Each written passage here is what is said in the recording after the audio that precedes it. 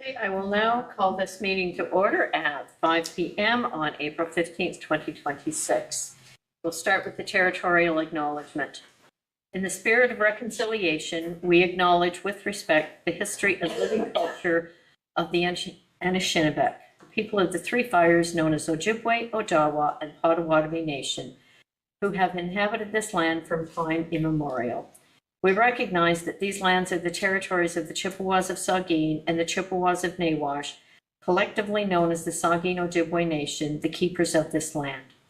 Georgian Bluffs is located on lands encompassed by treaties 45.5, 67, 72, 82, and 93.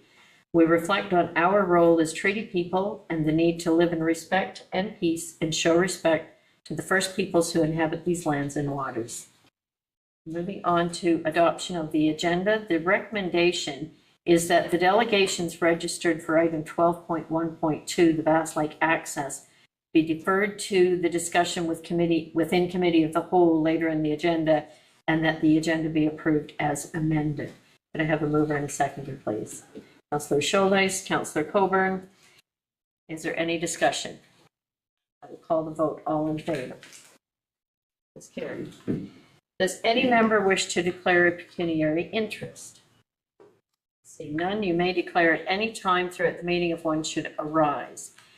And before we go into minutes of the previous meetings, I'll note that a correction has been made to reflect that Councillor McComb was in attendance at the April 1st council meeting. So the recommendation is that the minutes contained herein be adopted as amended. If I can have a mover and a seconder, please. Councillor McComb, Councillor Day. Is there any discussion? Seeing none, I will call the vote. All in favor? That is carried. Announcements. Does any member wish to make an announcement? Deputy Mayor Pringle. Thanks, Mayor Carlton. Yeah, it's a great pleasure for me to bring some news from the broomball community in our own area from our own teams here. Our very own Grey Bruce Storm Elite Ladies won provincials this year in Cornwall, Ontario, and then followed up with a feat of winning the senior nationals just last week in Alma, Quebec. These are local girls that grew up playing broomball in this area. And a lot of them take in this area from Wyerton to Palmerston and in between, but there's a lot of girls locally that play. This team, Grey Bruce Storm, originated in the Thady League, and they got better over time and bringing in support from other areas. And their goal was to win national championship, and they managed that feat this year. So their coaching staff and core players are deeply rooted in supporting broomball in our area. And winning 2 championships in one season is amazing. So to be able to win the provincials and then go and win the nationals is a huge feat in any sport. And also in Alma, Quebec for senior nationals were the elite men team, the Kilsyth Phantoms. They had some great games all week and some great competition. Most of the team and coaching staff originated also in the Katy Men's League on various teams. The Phantoms brought home the bronze medal, as I'm sure they brought home lots of bruises. And congrats to the Phantoms on another great season and representation of our local broomball community. And on a side note, in the Masters division, which we have 2 teams locally, the KTWs provincially won silver this year. And on the men's division, the County Line Reapers won gold. So they had a great, so they took the long way around, lost a game during the regulation games and had to come back and beat the #1 team twice, which they did. So I know those boys had some pretty big heads come Monday morning, but well job on those guys for getting that accomplished. So just a bit of a highlight and some broomball activities going on. I figured when I kind of did the calculation, between 60 to 80 families from this area were all involved in all that. So it was good. It's good for the broomball community. Good. Thank you for that, and congratulations to the teams. And CAO, go ahead. I do have an announcement. So Earth Day is coming next week. In honor of Earth Day on Wednesday, the staff team is going to take part in a community cleanup. So you'll see some hashtags, that is #TrashTagAB. So this is going to take part over the lunch hour. What we do is staff, as a staff group, we get together, we do it over the lunch hour. We extend it the lunch hour an hour to give us a bit more time to gather up more garbage. We've done this 2nd year in a row. This is an initiative that is brought to us by our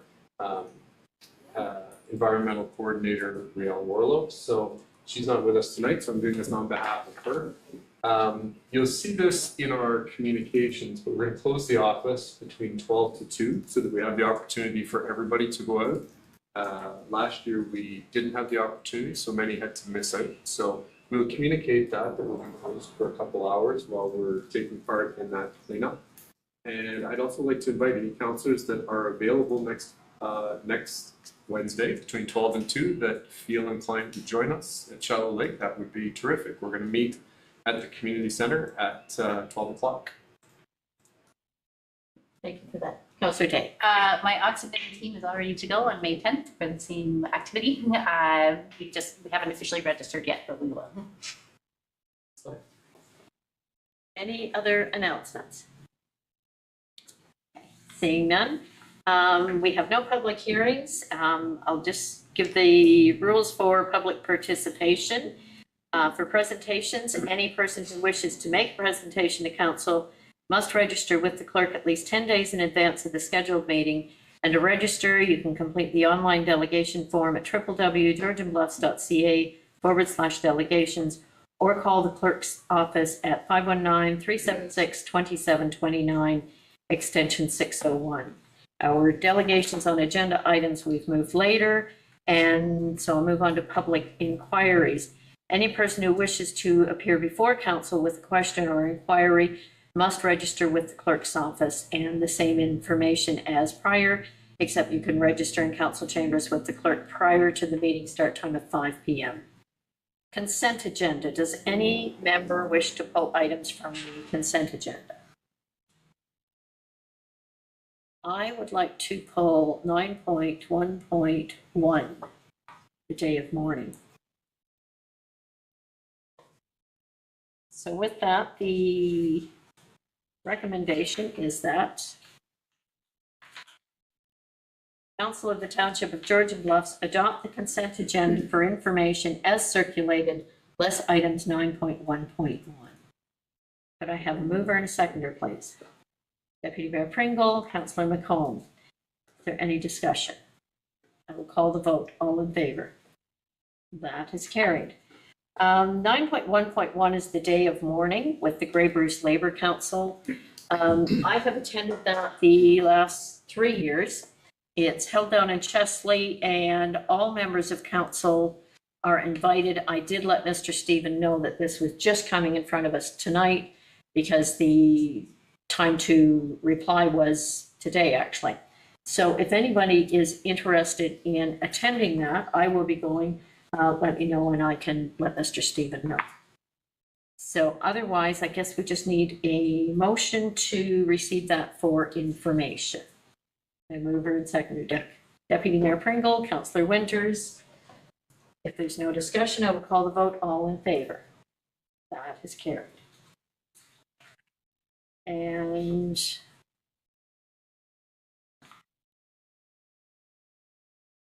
reports. We have no information reports. Reports for council consideration. We have zoning bylaw amendment application Z03-26. And the recommendation, it has been demonstrated that zoning bylaw amendment application Z03-26 submitted by Matt Brown, which proposes to amend the existing residential multiple 197 RM1-97 zone to permit the development of a 5-unit, 1-story townhouse dwelling on partial services, municipal water, and private on-site septic servicing, is consistent with the 2024 provincial planning statement. The application conforms with the County of Grey official plan and the Township of Georgian Bluffs official plan, and maintains the general intent and purpose of Township of Georgian Bluffs zoning bylaw 2020-020. Accordingly, it is recommended that zoning bylaw amendment application Z03-26 be approved, including the application of a holding H provision on the subject lands. The holding provision may be lifted once the applicant/owner has demonstrated satisfactory compliance with the recommendations of the sewage feasibility study referenced above, as confirmed through the issuance of a building permit. It is further recommended that the corresponding amending bylaw be forwarded to council for consideration and adoption. Could I have a mover and a seconder, please? Councillor Schuldeis, Councillor Coburn, is there any discussion? Seeing none, I will call the vote. All in favor? That is carried. Next item is Cobble Beach Phase 3. The recommendation is that council receive staff report DEV 2026-029, Cobble Beach Phase 3 subdivision agreement for information, and that the mayor and clerk be authorized to sign the subdivision agreement with Georgian Villas Inc. for Phase 3 of the Cobble Beach development through bylaw. Could I have a mover and a seconder, please? Deputy Mayor Pringle, Councillor McComb. Is there any discussion? Councillor Winters. Not necessarily to the subdivision agreement, but a couple of questions I have. I mean, I think all of council has been receiving complaints on a regular basis about compliance with the existing pre-servicing agreement. Just want to make sure that there's enough stipulations in the subdivision agreement and how that's going to be controlled. I mean, last thing we need is inundated with emails on a regular basis that it's not being followed. I know it says that the engineer is to be responsible for all of that, but that doesn't give me a warm, fuzzy feeling. And the second part of it is, I believe Cobble Beach Georgian Villas Incorporated has an agreement with the municipality that once 200 building permits were issued, that the water line from Alexandria Street to the Eastland Water Plant was to be upgraded. By doing this part of the subdivision, Phase 3, I think we've exceeded the 200 units. I just wondered where that water line extension was coming into play. Mr. Benner.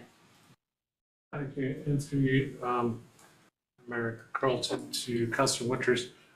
First part of the question about the enforcement possibilities or enforcement potential under a subdivision agreement. Unlike the pre-servicing agreement, where the applicants and developers are kind of proceeding on their own risk, the full subdivision agreement has a lot more provisions in it regarding enforcement activities. There's stipulations from the Saugeen Ojibwe Nation, County of Grey, especially in their planning ecologist and ecological roles, as well as the Great Salt Lake Conservation Authority and Ministry of Environment and Conservation of Parks that are involved in this more detailed review of the not only engineering works but the development process as a whole. So coupled with increased financial securities that the township has, as well as provisions in the agreement regarding how the works are laid out, how the works are put in, and the inspection and approval of those works, the full subdivision agreement has lack of a better word, a lot more teeth than the pre-servicing agreement would. So typically when you see a subdivision agreement coming forward, the engineering has been reviewed and approved, and agencies have had a chance to look over the agreement and provide their input. The agreement also does a better job at reflecting all the draft plan conditions, and those conditions often reflect requirements from other commenting agencies. So where applicable, those requirements of the other agencies are also incorporated into the subdivision agreement, which again gives another layer of accountability for the development. The second part, in terms of the requirements under the master plan for the upgrades to municipal water lines, that is noted in the agreement. The developer GVI is also knows that we've exceeded the 200 unit mark, so now it's time for them to work on that. As part of this process, the township, along with the consultants, engineers, will be starting to look at the detailed design of implementing or upgrading the water lines, and that will then create some costing factors that GVI needs to pay for. Answers the questions. Somewhat, thank you. Okay. Anyone else? Councillor Colbert. Yeah, I just feel compelled to echo some of Councillor Winter's statements. At this point, what's done is done, and when trees are cut down, you can't move that backwards. So I'm hoping that council will, in the future, take a look at these agreements and these plans and consider them a legal framework, and not just have vague wording about environmental protections, but have enforceable agreements, specific agreements that are measurable, with wording that addresses the monitoring of that pre-construction work, as well as enforcement and any fines or penalties that would result from that. I think we can do a better job of that, just with better specific wording in our agreements. Thank you. Thank you for that. Any other comments? Seeing none, I will call the vote. All in favor? That is carried. Next item is enhancing access to spaces for everyone grant. So the recommendation is that council direct staff to apply for the Enhancing Access to Spaces for Everyone grant, and that council approve the project for the upgrades to the administration building to improve the accessibility of the entrance and customer service area, conditional upon successfully securing grant funding. Could I have a mover and a seconder, please? Councillor Scholdes, Deputy Mayor Pringle, is there any discussion? Councillor Winters. Just confirmation, if I may, through you, it's 100% funded grant. So we're either eligible or we're not, it's 100% covers the cost? I'll go to our treasurer. So thank you, and through you, this grant is advertising it as being up to 100%. They are leaving a bit of leeway for themselves to authorize potentially only 80%. We would only be proceeding with the project if we do receive the 100%, unless council was providing alternative direction at this time. Okay. So if I could add to that then, once staff hear a response back, it will come back to council for further authorization at that point.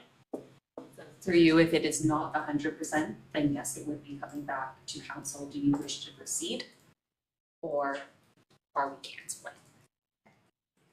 Thank you. Any other questions on that? I will call the vote then. All in favor? That is carried. Next item, awarding the RFT for the request for tender for the construction of Kemble and Sarawak playgrounds.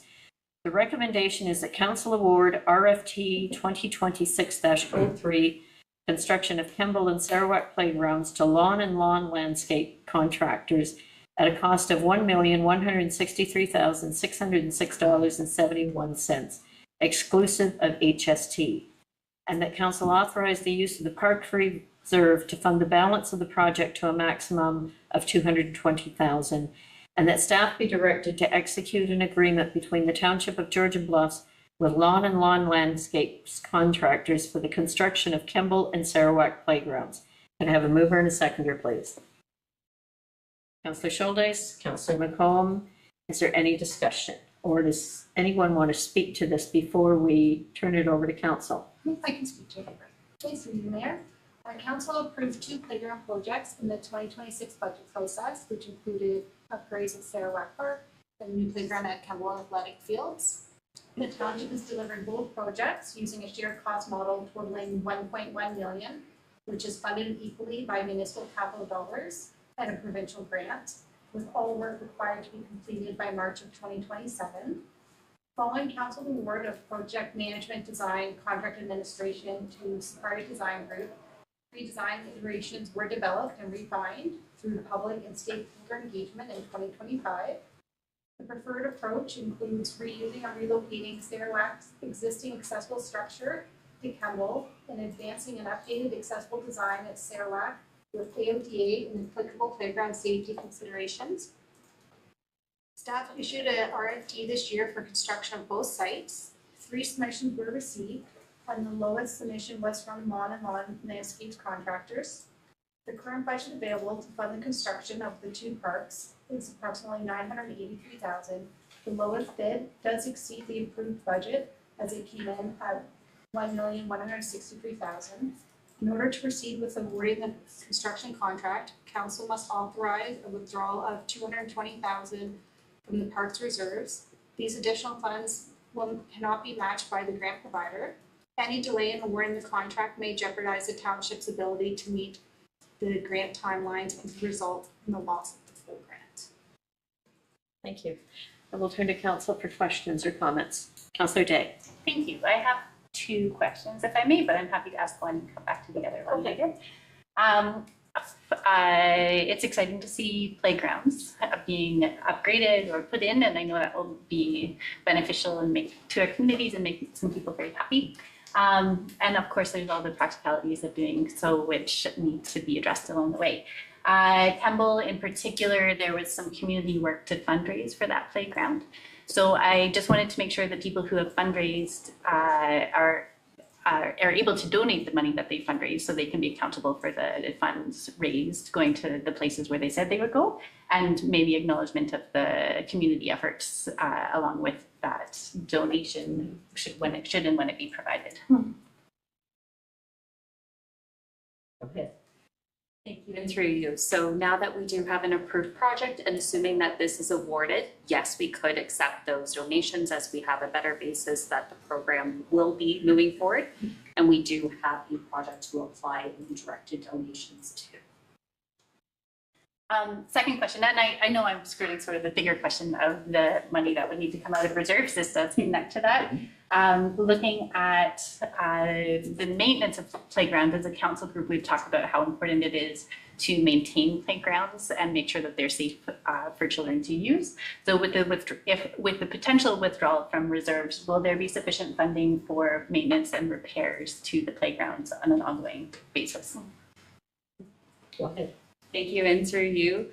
Maintenance activities of our playgrounds are dealt with through our operating budget, not through a capital budget. So they don't actually impact the reserve balances. They're funded from an annual tax levy each year. It is something our current budget for repairs and maintenance at our playgrounds and municipal facilities is sufficient to cover, as we already do have one playground structure. It is the slight addition of the Kemble.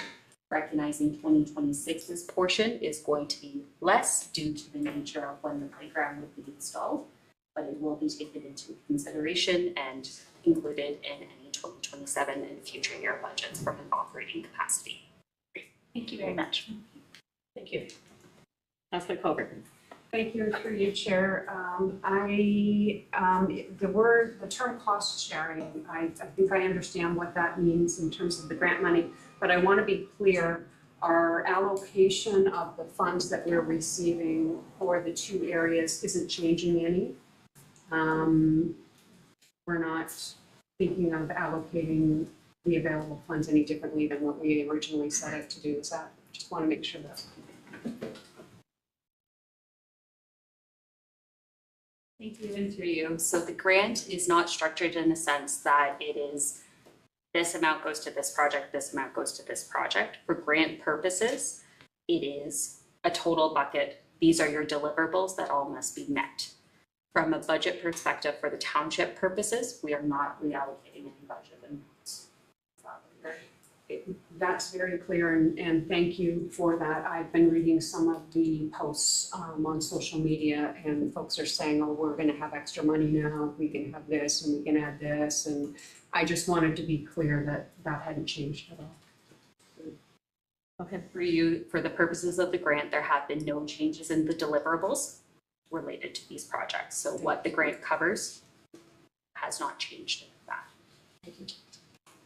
Any other questions?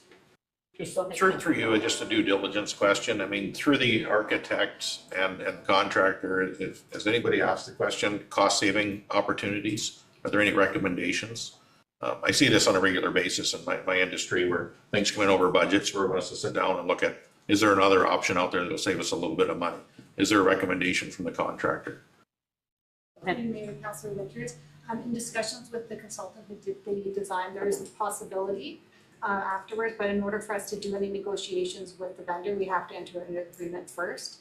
And we need to make sure that the changes are not a significant stroke when we're working to the contractor, but staff plans on doing their due diligence to see if there's ways that we can try to change some of it at all, but we still have to make sure we're delivering on the key deliverables and not significantly changing the scope of the project.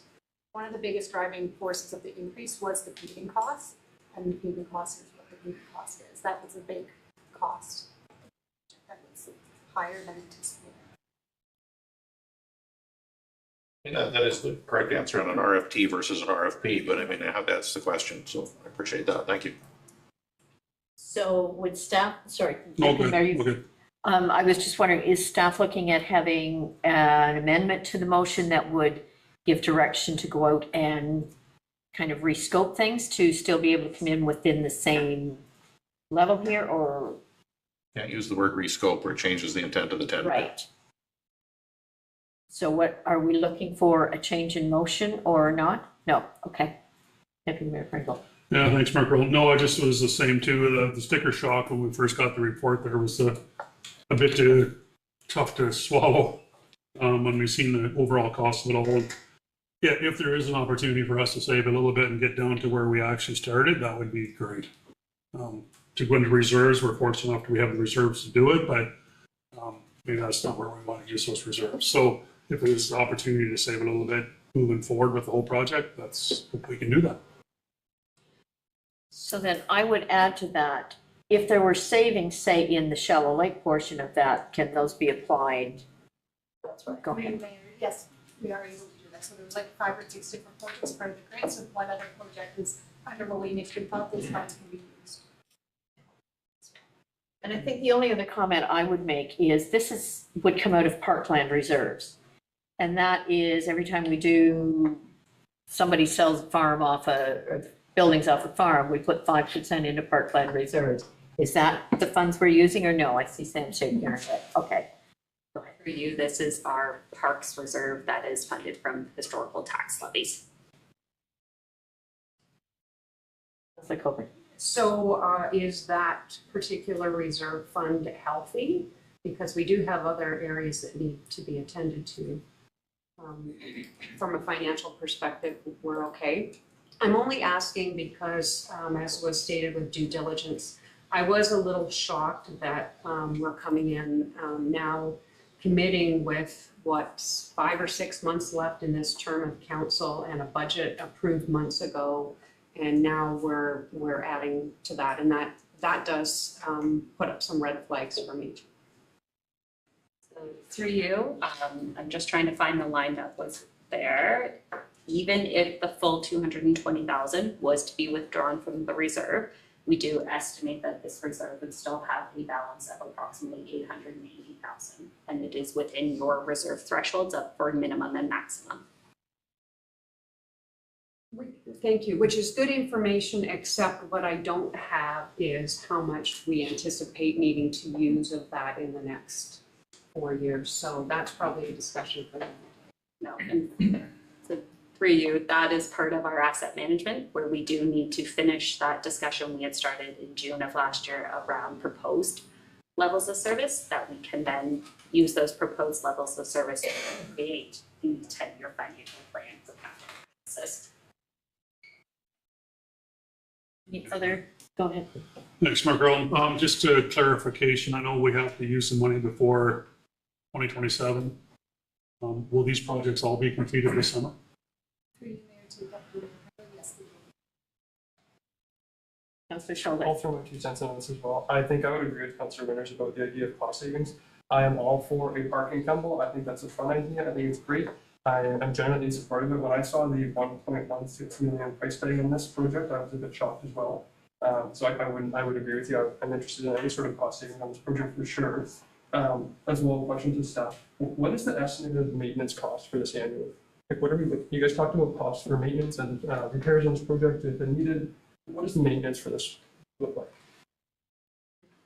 So through you, when we are talking about maintenance for a park, we're looking at the grass cutting, the inspecting to ensure that the equipment is in good standing. This park, I don't believe, I stand to be corrected, has hydro. So we don't necessarily have a utility, that it's just general maintenance and grass cutting. The parking lot will have a maintenance component as well. Any other questions? Seeing none, I will call the vote. All in favor? That is carried. Thank you. Next item, waste collection service contract. The recommendation is that council direct staff to present a bylaw to authorize the waste collection services contract with Waste Management that will deliver curbside automated collection of waste using carts on a bi-weekly basis with weekly organics collection and manual collection service in predetermined locations as per report COR 2026-012. And that staff be directed to present a revised waste collection services bylaw for adoption, and that council authorizes the extension of the current waste services contract until the start of the new waste collection services contract. Could I have a mover and a seconder, please? Deputy Mayor Pringle, Councillor Coburn.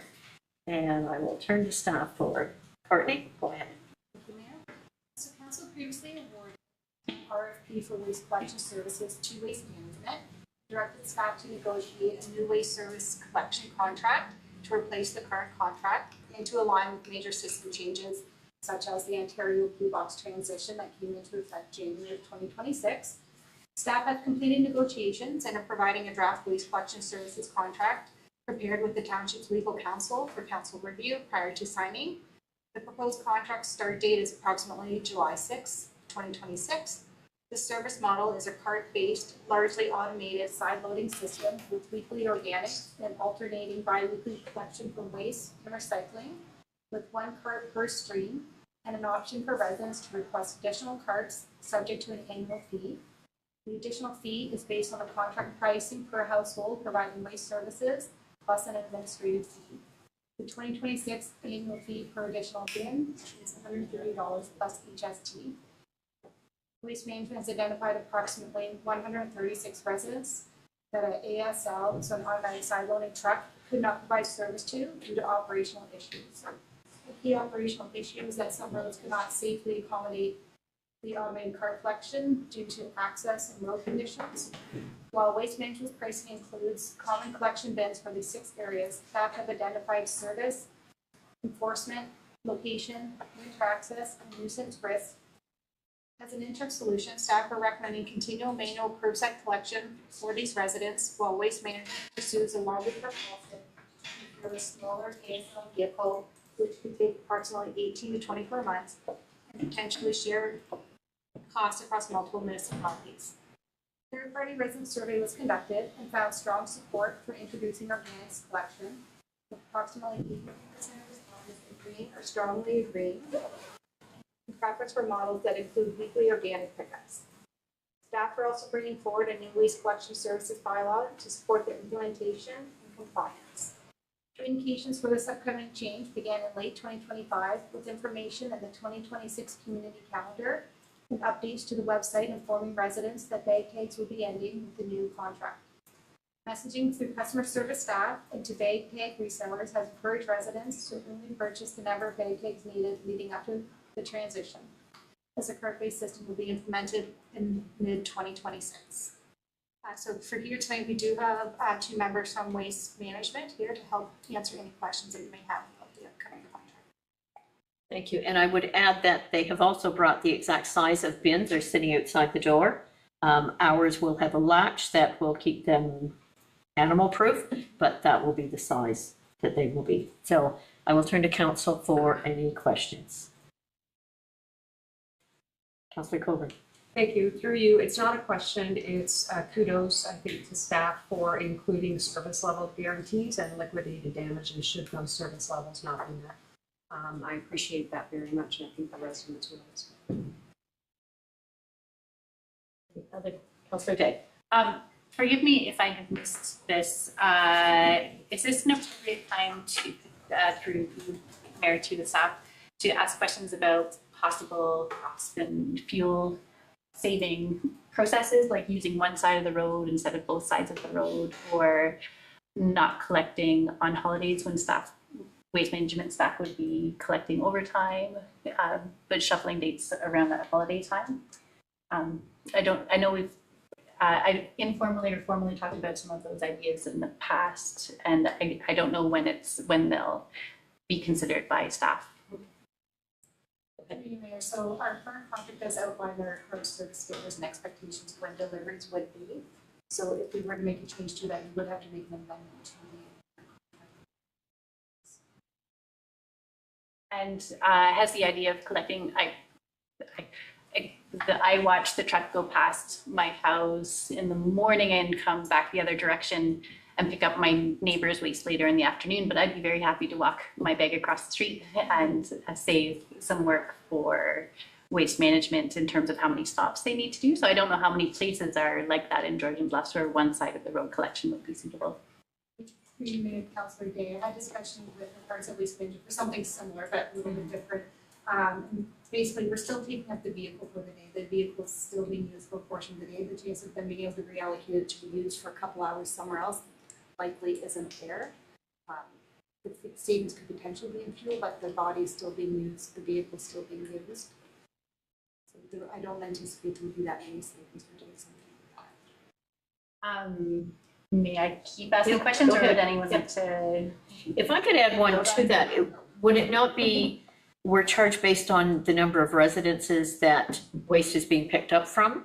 It's also like this, sorry, through you, Mayor, based on the anticipated volume of waste. Sorry. Speaking of volume of waste going out, with the anticipated reduction of garbage with the organics pickup, I'm just curious about the bin sizes and how those sizes were determined. My past experience in a municipality with green bins, we had a smaller waste, or we had a smaller organics bin.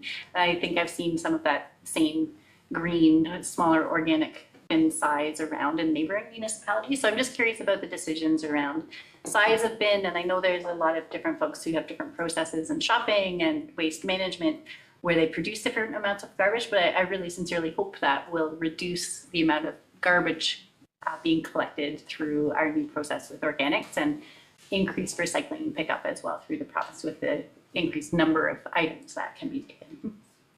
Through you, Mayor, Councillor Day.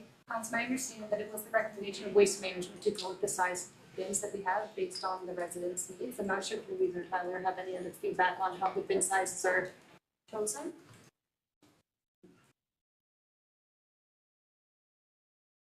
The bin size is determined by optimizing based on utilization over time. So, and also that you need a little bit larger bin for that automated arm. So you might see some of the smaller 45-gallon if you're doing manual collection. Because the arm is going to pick up a variety of sizes, we don't want those bins to drop into the hopper. So it is the optimal size for an increased amount. Right now, the province, there isn't a lot of organics diversion, so thank you for implementing that into your program. It does allow overtime for as much as possible. Thank you. I appreciate that information about the arm. That helps me understand why we need such a large bin size for residential waste. And for the waste size as well, it does the average per week already. So it standardizes and it incentivizes to put more into your recycling because it's a little bit smaller than your recycling as well. While I have you, may I ask another question?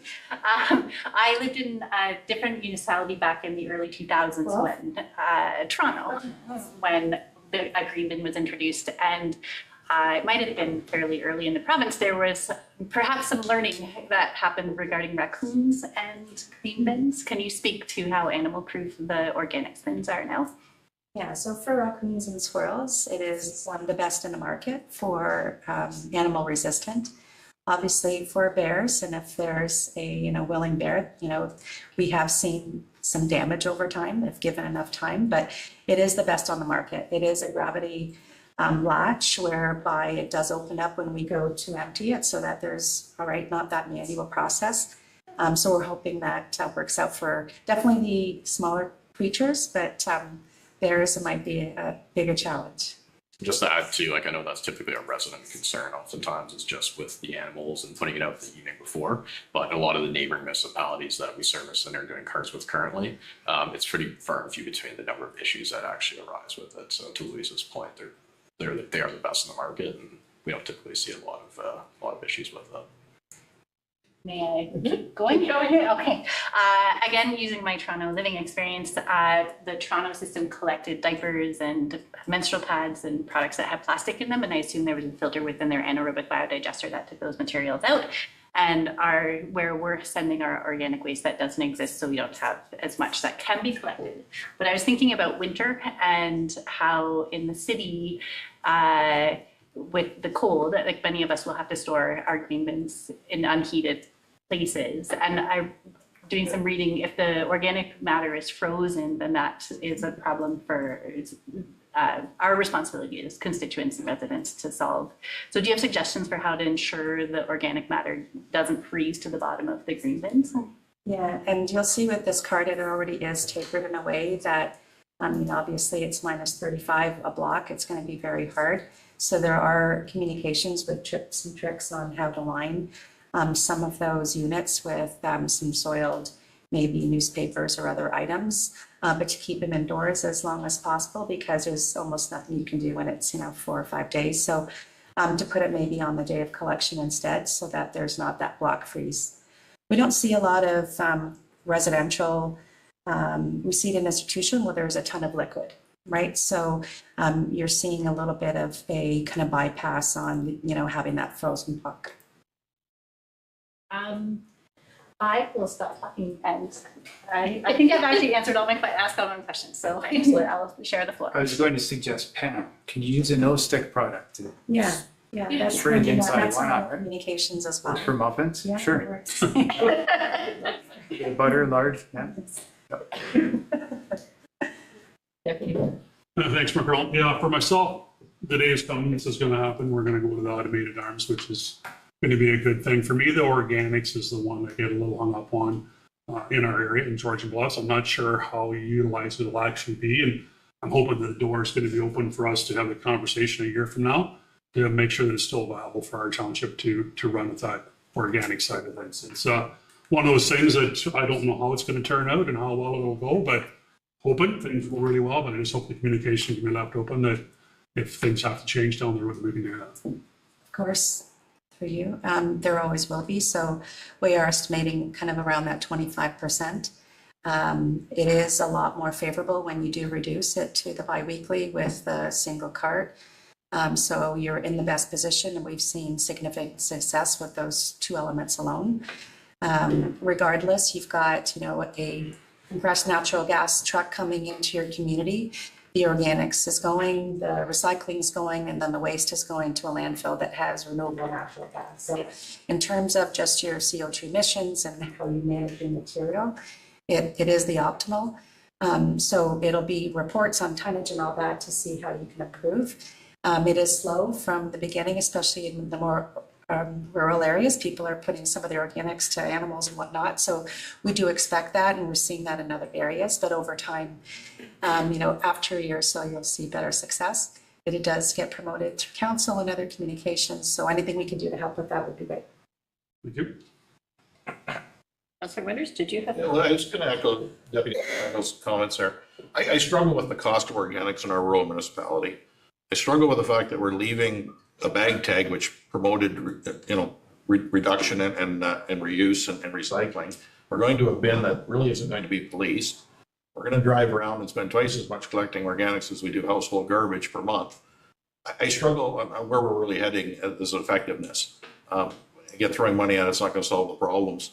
And contracts are contracts. We sign a 5-year contract, and Waste Management has bought the equipment to do that. I don't know how you get back out of that in a 5-year deal, where you say in the first year, we didn't get 5% reduction or diversion in organics, but we spent $500,000 driving around with a couple of nice trucks. I really, really struggle with that and where this is headed. We're a rural municipality. We're not an urban municipality. And, I voiced those concerns the first time. I think staff have done a great job on a contract. You've done a great job presenting it. But my real concern is the uptake on this and the cost that our municipality is going to pay for it. Through you, you are the leader in this, along with some few and far between. You do have a regulation that has an organics framework that isn't yet fully developed. So under that Circular Economy Act, that is something that, the government will hopefully, after the blue box is now designed, that will have more teeth. to encourage and or enforce municipalities to offer that service so that there is better diversion. We still have a problem in the province with how much is going to landfill, so you'll be ahead of the curve. In terms of into the future, if we're able to take trucks off the road, which means that's where the biggest savings is, and that's a negotiation with staff, so we would entertain. I'm a fan of organic waste collection in principle and have seen it work in some other municipalities as well. So I don't have the same reservations. But I am curious about what we might have missed that would be concerning to our residents and visitors to Georgian Bluffs that you have heard about and also found solutions for. Yes, a lot of questions around pet waste. So those are one of the tricky items that it's not easy to, kind of over a small curing process, make into a product. And that's where we're taking it. It's making it into a product to then sell as soil or land apply as mulch, that sort of thing. So most of them have never taken it away, right? And it is a slow process, but it involves a lot of communication through the municipality and events and environment committee to see where the benefits are, the greenhouse gas reduction, et cetera. So it's small items like that on kind of what's included. You mentioned diapers. That's definitely one that, there's only a small portion of that even gets processed through any kind of aerobic or anaerobic digester. So I think it's communicating the successes up front that really drives then participation over time. Thank you. Councillor Schultz. I want to echo exactly what Councillor Williams has said, and I think what you were saying is very sensible. I absolutely agree with you. I've said it before up here, and I'll say it again when I sit in the seat. I wear the hat of fiscal responsibility, and I think that it was the cost for me that it's surprising. I mean, and this doesn't include the cost of implementing the program. We talked about what was that initially for the waste collection services here. What was the cost of that? For the what am I trying to say here? For me, it's the cost. It's hard to support it considering the cost is all. I think when I sit up here, I wear the hat of fiscal responsibility, and I think it's very expensive is what I'm trying to say. To hear 25% of our constituents may consider using this. Yeah, that's all I can say. I wear the hat of fiscal responsibility, and I think it's very expensive.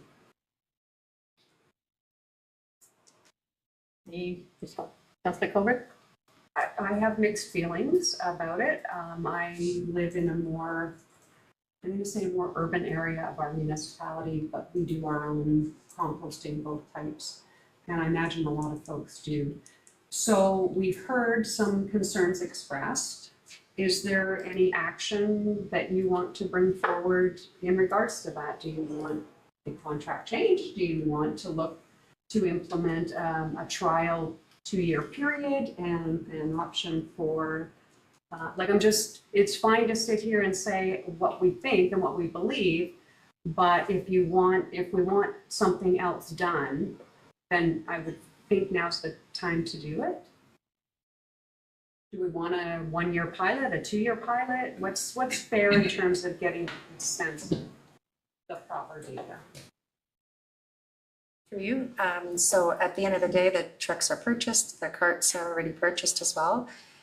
So it's again, looking at it from a year from now, it's 25% reduction from waste early on is the assumption, not 25% participation. So that's where there's that, sorry if that was confusing. I think through council and staff, it would be looking at the success and then seeing what the options are after a year. And typically that is done.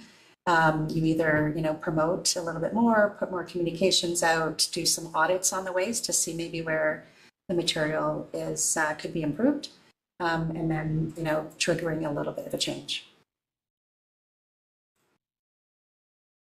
Yeah, thanks, Maureen. And then that's where I was going to, and just hoping that we can keep the communication open between us and Waste Management moving forward, because this is all new to all of us to go down this road, and hopefully that process gets us to where we want to be. And there'll obviously be tweaks along the way. It's a business. It's 5 years, so there's going to be things that are going to change between now and then. And as long as that communication is open between us and Waste Management, then we can move forward. Go ahead. This seems to all, everybody understands my views on it, but it's like a glass half full, half empty. If we hit certain targets in our organic collection and our household solid waste volumes are going down, is there a negotiation tactic in this contract somewhere? Not on the collection, just say on the disposal. Disposal, but is that? Because we're still going by, Right. doing the collection past the door, and then we know approximately how many times we have to stop, because it's not 100% every week, et cetera. So, yeah, you'll see the reductions in the cost of organics over time. And then measure against the environmental benefit of, We'll see reduction in the household waste disposal. Collection, I get it, trucks are trucks.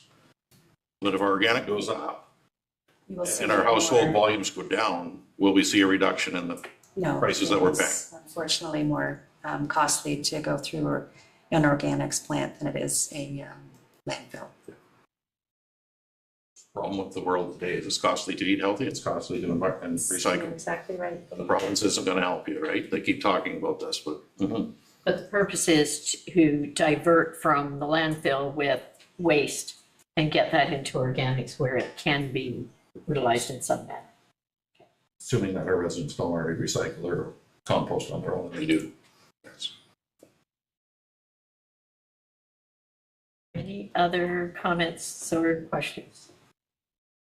I had one that came to mind as I was reading, and had to do with leaf and yard waste not being included in the organics. And I think I'm going to turn to staff for an answer on that one as to why it's not there. Thank you. For you. So although technically we can put some leaf and waste into the organics bin, the bin is not very large, you're not gonna fit much in it.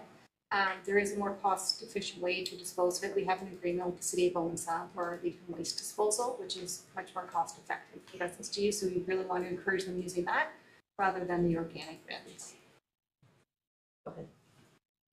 Thank you for that question, but the problem is not everybody lives that close to that site. And so now you've got more vehicles on the roads, more emissions, and it sort of defeats the purpose. So, yeah, I think that's a good question. Well, it's just for clarification for anybody that's thinking, oh, well, I can't do that. Why can't I do that?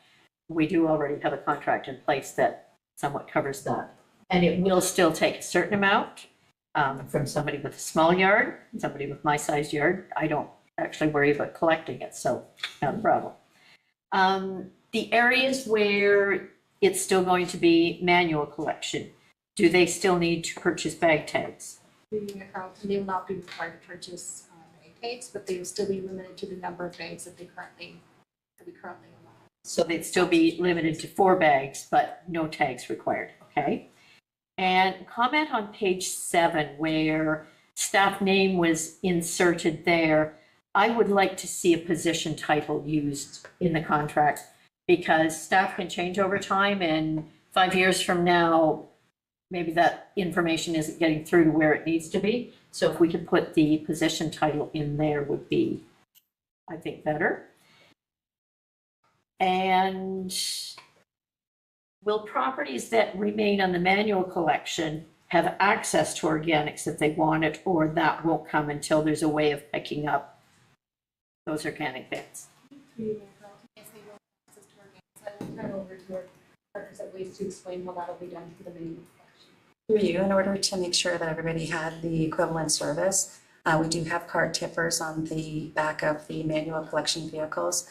So we will just be distributing the organic carts to those residents and then be servicing it at the same time. Okay, thank you. That's good. And just the one other thing that kind of caught me, I think I figured it out as I was reading. The additional cost for a second bin is really not to pay for that bin, but to pay for the service of using a second bin. Okay. Any other questions by anyone? Thank you, Mark. I'll turn for you. I do apologize because I did review this material and did not catch page 7. Generally, when it comes to notices or consents that are served on the township, they're typically served to the township clerk. And that would be consistent with all of our agreements across the board. So if council is amenable to making that change, it just ensures that everything is consistent in accordance with what we authorize by bylaw.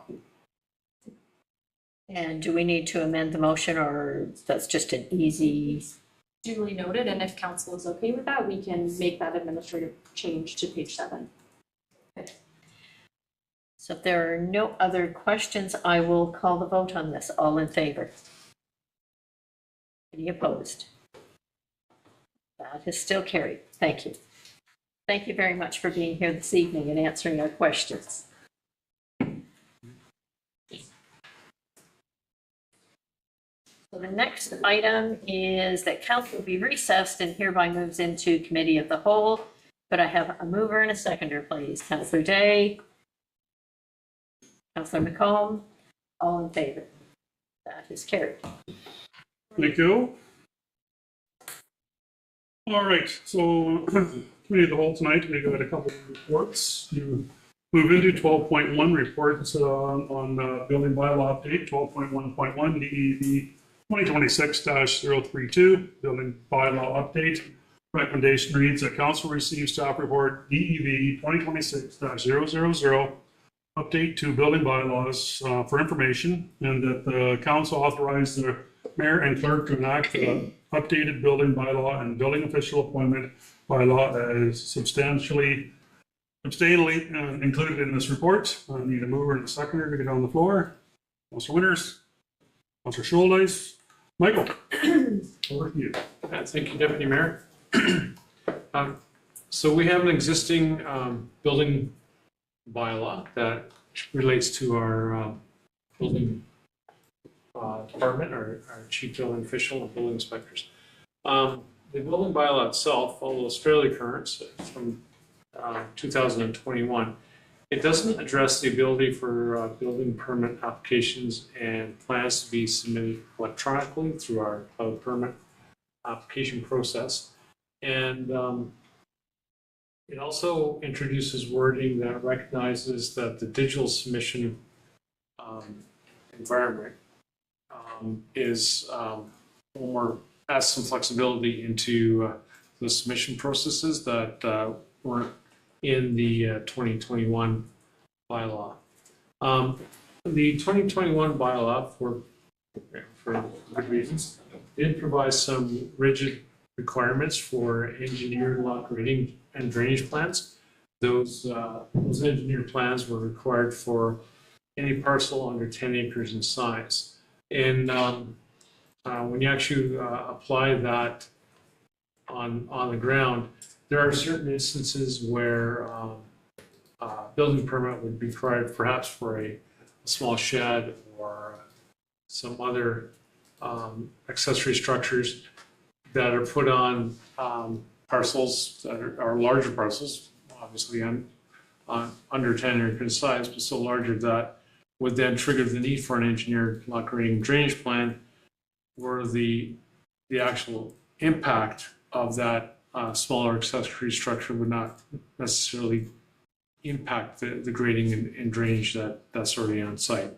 So the new proposed bylaw introduces a little bit of flexibility with the requirement for lot grading, engineered lot grading drainage plans. There's still a requirement for lot grading drainage plans, but they don't necessarily need to be engineered for absolutely every purpose.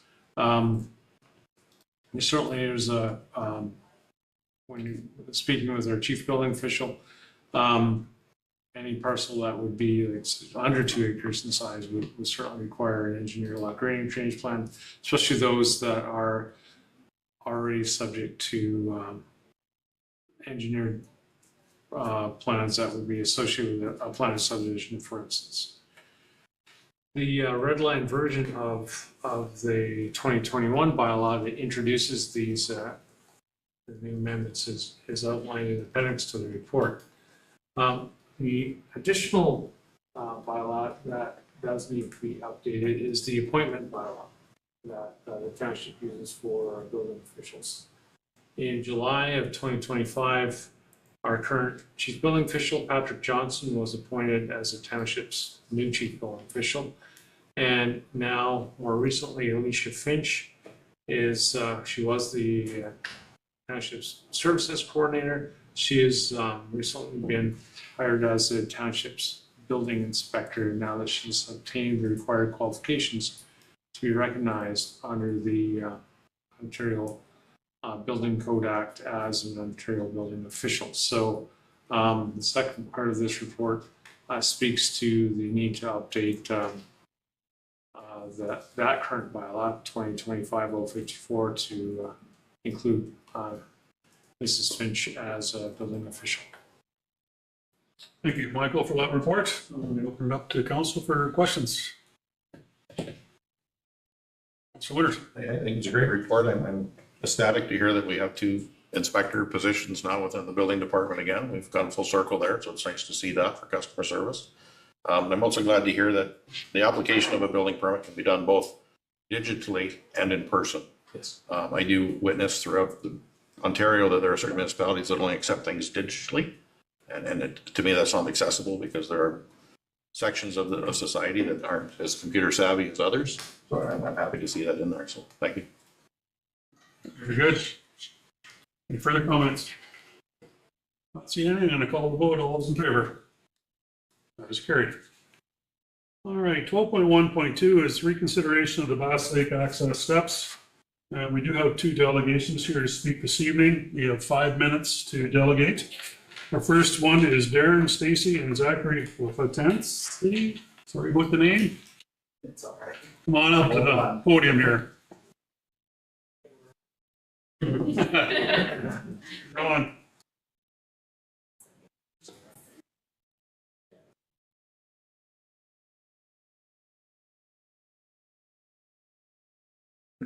Sorry, I just came from work.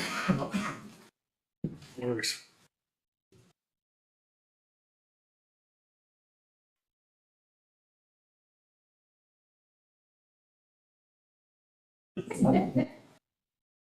We're the LaFonzi family. We live on Lakeview Drive. We often go to Sauble or Sarawak Park and to go to the beach and fish and whatnot. I really think it would be unfair that community members would miss out on a nature because of the access was removed instead of replaced. I'd like to point out that the 2 main households to previously complain have moved on, moved away. With no cost and no labor to the township, we are asking you to amend the proposal so more can enjoy Bass Lake. We ask you to allow us to rebuild the Bass Lake staircase. Let's allow the next generation the joy of nature, swimming, and fishing. Good luck with the fishing. Well, that's up to you. All right, we got Liam Hunt up.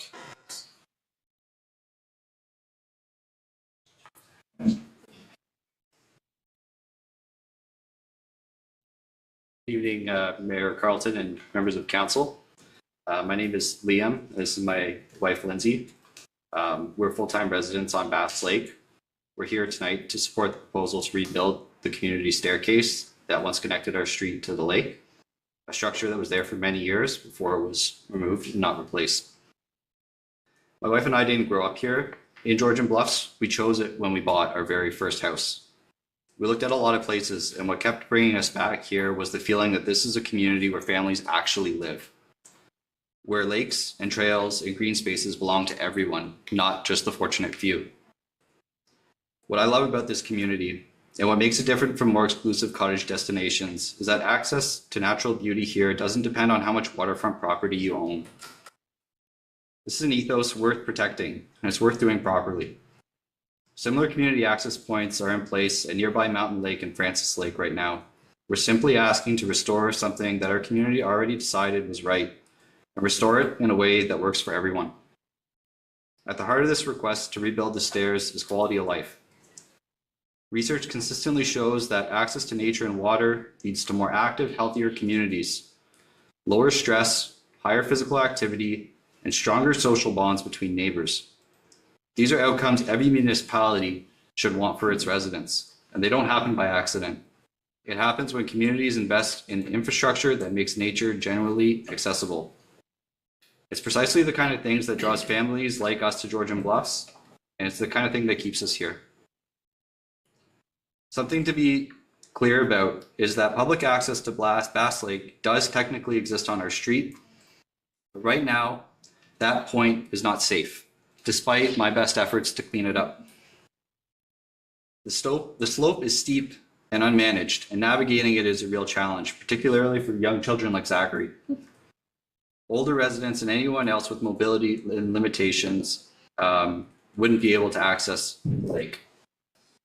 Georgian Bluff's strategic plan commits to building an inclusive, diverse, and equitable community where every resident has a sense of belonging. Rebuilding this staircase is what makes that commitment real. I recognize that there has been one objection raised, and I respect that process, but I gently ask council to weigh that single concern against the full-time families on our street, people who live here year-round, whose children grow up here, and who deserve safe, accessible passage to the water that's right there in front of them. Your Vision 2050 asks us to imagine what the future we'd like to see for our next generation who call Georgian Bluffs home. Here's my vision. It's children like Zachary who grow up knowing every inch of this lake like the back of their hand, who can identify every species of fish, name every bird they see, paddle a canoe, and build lifelong friendships with the neighbors they meet on the water. Children who develop healthy habits not because they were told to, but because the outdoors on the lake is simply where they live. That's what the next generation deserves. Georgian Bluffs' motto is deeply rooted, sustainably growing. Well, we are those roots. We are the families planting ourselves here for the long haul, and we're asking for the chance to give our kids and every member of our community the same connection to this place that so many of you have had the privilege of growing up. Thank you for your time and for the opportunity to speak tonight. We hope that you'll support this proposal. Thank you. All right, so to move on to the recommendation for tonight. The council provides support for the Bass Lake Access Association to seek necessary approvals from the Niagara Escarpment Commission and the Grace Hollow Conservation Authority and any other required agency for the installation of steps and a dock on township property on Bass Lake between 139 Lakeview Drive and 139 Bass Lake Road, and that the Bass Lake Access Association be requested to provide written support for the steps and dock by the immediate neighbors to the township's properties being 139 and 138 Lakeview Drive and 129, 136, and 139 South Bass Lake Road, and the council directs staff to develop an agreement with the initial term of 5 years and a subsequent right to a further extension of 5 years, for 5 years, with the Bass Lake Access Association for the installation and management of said steps and dock. That this subject to be the regulatory approvals and permits, public engagement, and executed agreement that the association be permitted to erect and then manage steps and a dock on Bass Lake. Need a mover and a seconder on the floor. Councilor McComb. Councilor Winters. CEO, comments? Thank you, Mr. Chair. So thank you to council, thank you to the members of the community that have come from the delegation. It's really nice to see lots of dialogue about this issue. It's an important one, and it's been before this council for about 3 decades. You'd certainly see that in at least 3 decades that I'm aware of, and you'd see that reflected in the report. So although thank you to council that recommended bringing this forward, it was an interesting exercise to go through some of the archives to find early history. So you're rooting through paper and handwritten minutes and in some forms to get information. But what is clear is that just before 2000 or around that time, stairs were built there. The township built the stairs, the town maintained the stairs, and then over time those stairs deteriorated to a place that they weren't safe, and they needed to be removed, and they were removed by the township by a council decision. So over the past 20 years, there have been 15 to 20 years, there's been a lot of conversation from the community about different groups coming towards council for various requests to purchase the property, to to encourage council to rebuild and maintain the steps, to develop an agreement for an association to build the steps. And the issue, I would suggest, has been debated and there's been lots of conversation, but there hasn't been any resolution, and it's always been sort of left untied. The loop hasn't really been closed on that. And so I appreciate that this process has, this most recent process, I would call that the township made a decision in the past not to sell the access, because I think it's safe to say that councils have determined over time that that access was transferred for good reason, for clear and unambiguous reason, and that councils have decided that it is not in the interest of the township or the Crown for us to stop up, close, or transfer that access. Council has been open to a public association coming together with an intention to develop the access, and that's where we find ourselves today. So in 2023, there was some community interest from a group that was looking to take responsibility for building and maintaining access on the steps, or on the rock face, to allow access to the water.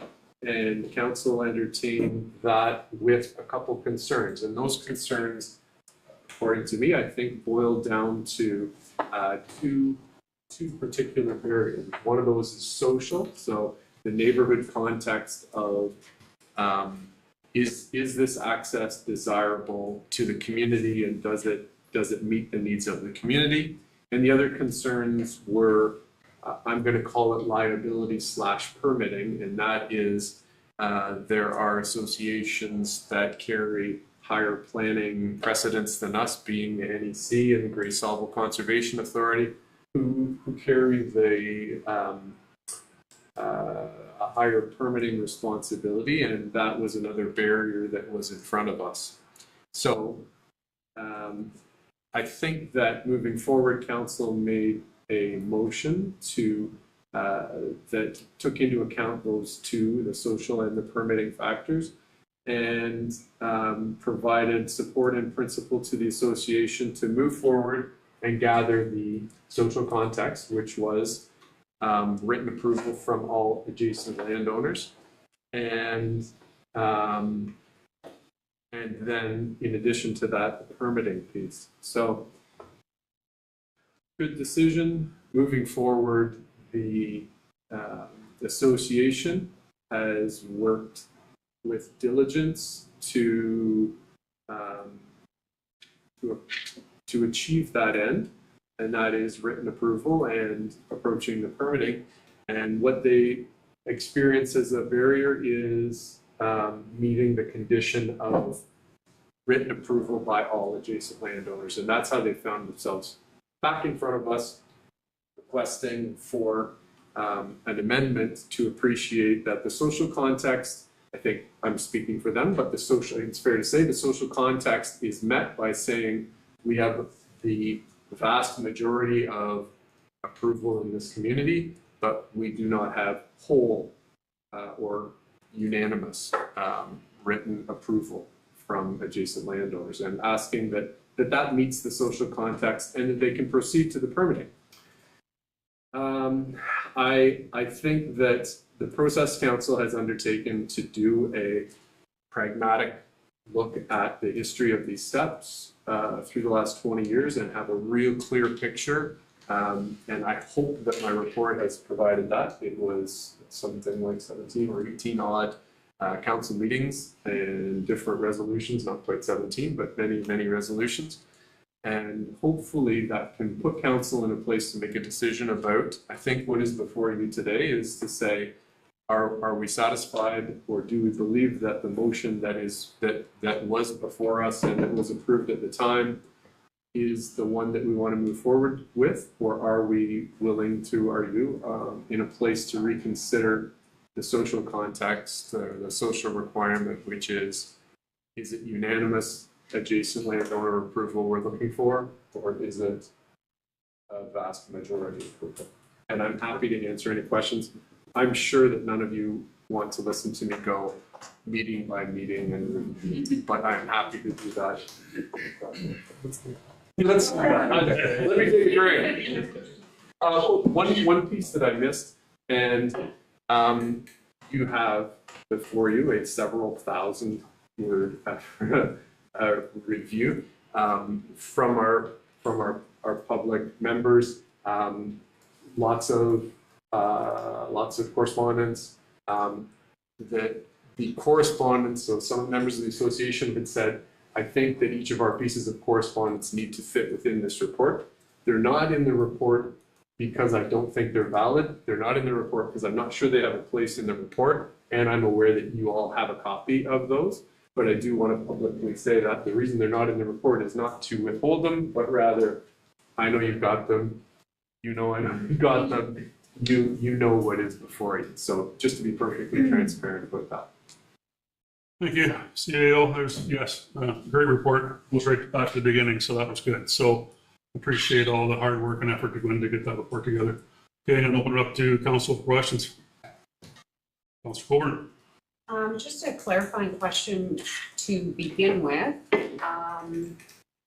So when I look at the recommendation that's worded before us, is that different now? Have we changed the requirement for unanimous written consent? Are we now loosening that? I'm just wondering if there's a change. Thank you. I'm looking at you, but I'm sorry. It's not a recommendation. What is before you is the original. So staff is not recommending that you change or that you maintain. Staff's recommendation is that this is a consideration, I think, for you to determine if it has met the social context. Yeah. So it's not left that way to indicate something, and it's not changed to indicate something different. Mr. Day? If I might build on that, I just wanted to note that sometimes in the communications over the last few weeks or so, this resolution has been shared, and what ended up in some emails was the original one that was unamended until, and on April 10th, we amended this, and what we amended was the last section of it that said, this is subject to the regulatory approvals and permits, public engagement, and executed arrangement of the association, et cetera, et cetera.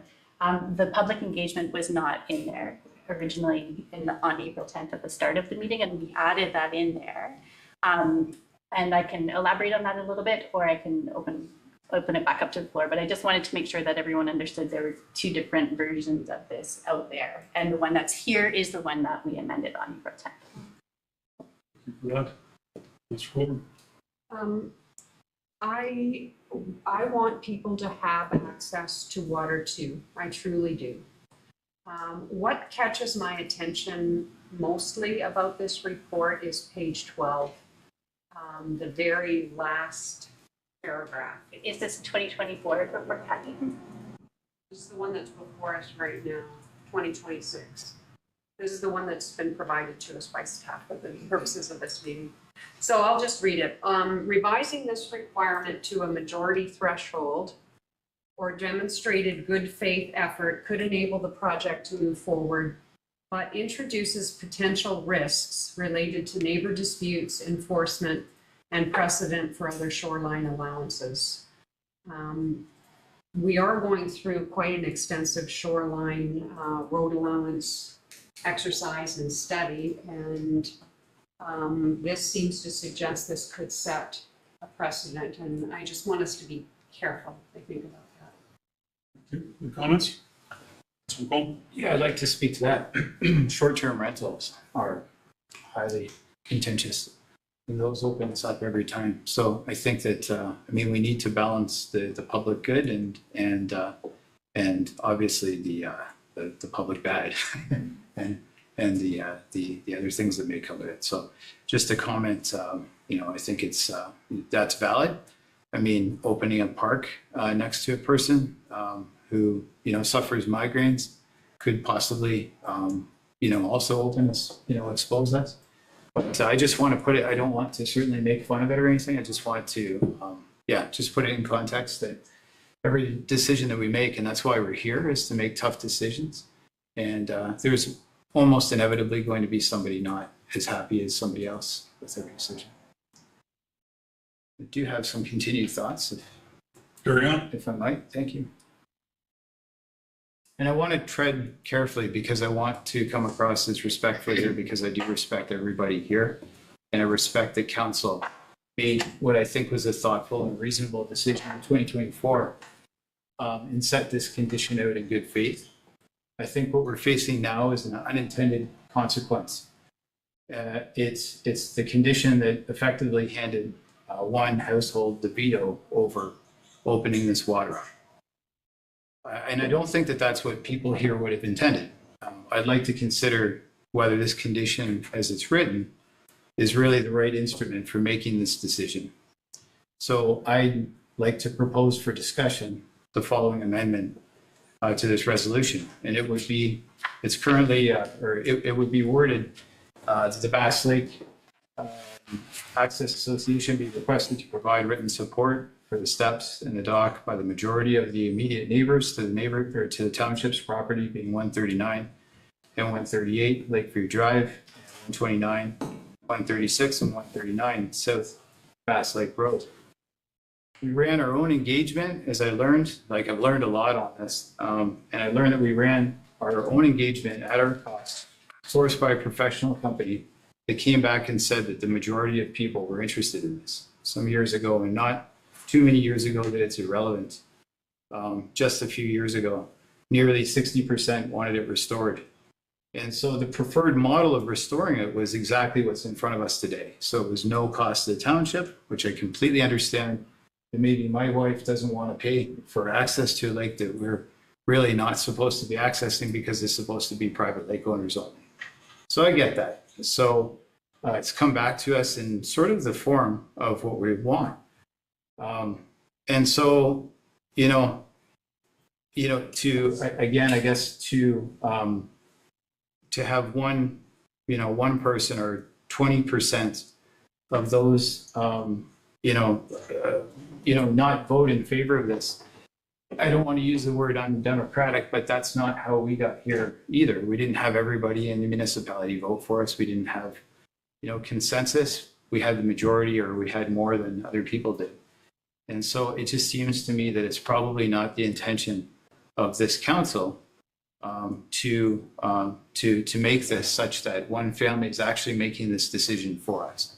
And that's what's happening. It's township's property, and it's up to us to decide whether there's access or not. But instead, we're actually deferring it to the residents, and specifically to one resident. We're saying that if any single resident is not okay with it, then it's not okay.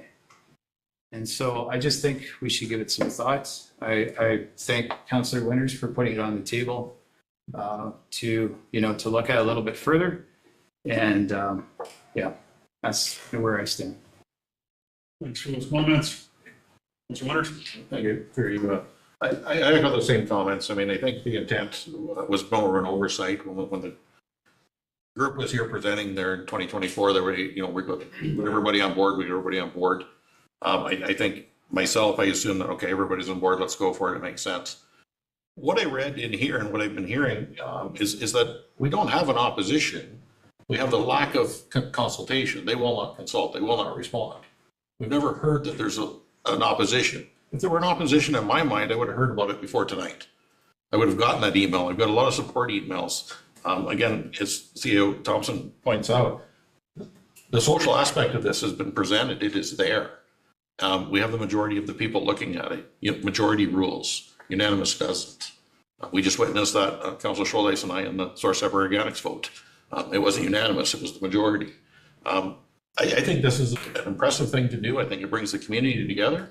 I think as council that it really drives us as, we're willing to work with the residents in the area that want things.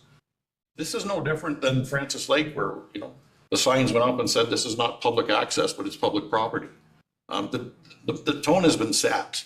To talk about liability and different things, we have liability wherever we go, whether it's open or it's not open, we have liability. We have a group that wants to stand up, do it right, apply for the permits, put a municipal or a liability certificate naming the municipality as additional insured. Why wouldn't we do that? This makes sense. I wasn't able to find the motion when Councillor McComb went through there, but I was going to suggest that the first 3 lines of the second paragraph be removed. We've done the social part. We know that they've got support. We've heard about it. And they need to apply for their permits and then let staff start to work on an agreement. I think we've got packages and packages of written support, and to put that in a motion now, we've been through it. We've done the public engagement. Well, I appreciate the comments. Those are good comments. Everybody, anybody else? Councillor Day. I'd be very upset if someone came away from this meeting and thought that I did not support connecting people, especially children, with water. I've spent a good part of my career getting people out on the water through working through volunteer activities. I also just want to take a moment and reflect on what happened in 2024 on April 3rd when we had a meeting about Bass Lake and some folks delegated to us on it sounded like the community was very much in agreement that the stairs were accepted and opposition had decreased or disappeared. And during the week leading up to April 10th, I received some emails where people were unaware that that delegation was happening and they live in the immediate area and they were not in support of the stairs. And on April 10th, when we further discussed this issue and a very similar meeting, around the council table, we used words like lingering concerns, hurdles remaining. We've still got 2 outs in terms of engagement and regulation. And 5 of 7 of us spoke about how we needed public consultation from the township to ensure that we were getting a balanced perspective from the community, to ensure that we were not just hearing from the folks who very understandably are advocating for access, but we're also hearing from the folks who are less excited about having possibly more people in their immediate backyard area or front yard area and on the stairs adjacent to their property. So this is a very tough one for me. I can very much see both sides, and I would be curious to hear more about this issue, especially from council members who are coming at it from a different perspective than they were in 2024 compared to now, and those voices that we aren't necessarily hearing right now. I did reach out earlier in 2026 when we originally had this delegation, and some of the people who were unaware in 2024 remained unaware that this was happening right now. So I hate to muddy the waters, but I do feel like it's important to acknowledge what we talked about 2 years ago. Mayor Carlton. Thank you, Deputy Mayor. So I totally agree with the idea of the community aspect of this. I can see the benefit for that. I think my problem is I too have been hearing from the people who are not in favor, and I think we have to honor them. I have a real concern with, we passed a motion that it had to be the majority of the abutting landowners in favor, and because one hasn't been in favor, we're now willing to say, well, you don't really count, we didn't really want yours, so we're going to change this motion and amend it so that everybody else can go ahead. I really have a concern for what could come out of that. I have some other questions, though, around those stairs still. It says stairs would provide access for boats. I'm assuming to dock at to pull in and dock where there would be a dock built. But how are they getting into the water to start with? Because my understanding is the campground does not allow access from there. So if that's the only access to the water, how are boats getting in that would then utilize a dock? They do.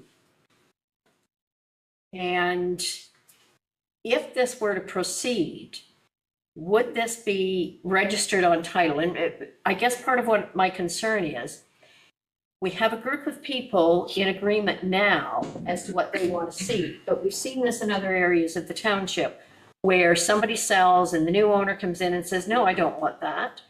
And we see it with some of the roads where new owners say, I don't want to put money into a yearly maintenance budget for a road that they assume the township looks after. So is there a way to register something like this on title to enforce it for future generations of residents? My comments. Thanks for those comments. Anybody else? Councilor Coburn. I just wanted to reflect on Mayor Carlton's remarks that I think are good ones. I go back to that statement on page 12 that we could be setting the precedent for other shoreline allowances. I also don't feel good about moving the goalposts, and that's what we're doing.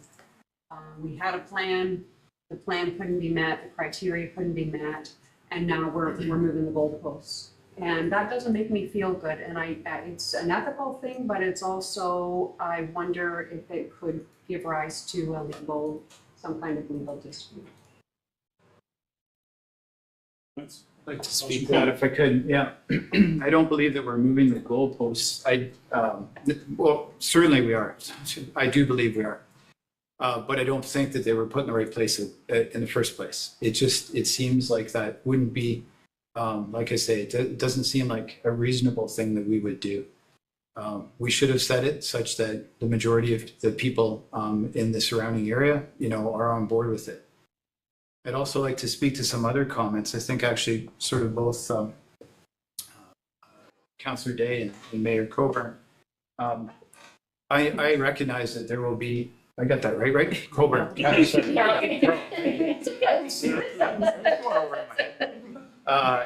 I agree, like there will definitely be people who, and probably have voiced before I ever got here, some dissent to this idea.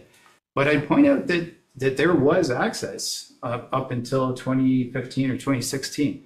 I think actually we should be kind of thankful that the people whose access we took away aren't angrier about this.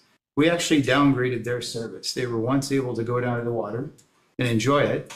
And now, because we're concerned that some people who must have been really happy when they couldn't get down to the water anymore are going to be upset with us, we're no longer permitting them to get down to the water and enjoy it. We really took away a service from somebody and we never replaced it with anything. So, and here they come wanting to do it for us at no cost. And we're standing in their way. And so, yeah, just a couple of thoughts on that. One, I don't think the goalpost was where it should have been. I agree with you. There's precedents that you set, but I would rather be known as the council who reconsidered something rather than stood by something that maybe wasn't right. Thank you. Well said.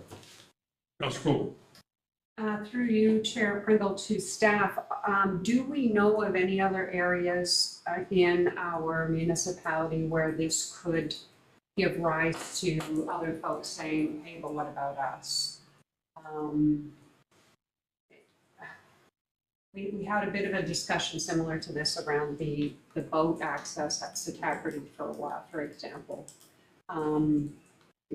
Is there anything that we might be aware of where setting this precedent could give rise to other requests, or is that just a hypothetical?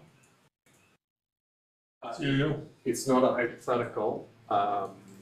It's definitely, I'm on the spot. I'm trying to think now, it's okay. I'm thinking of every water access that we have with a shore road allowance, and I don't know the answer to that off the top of my head.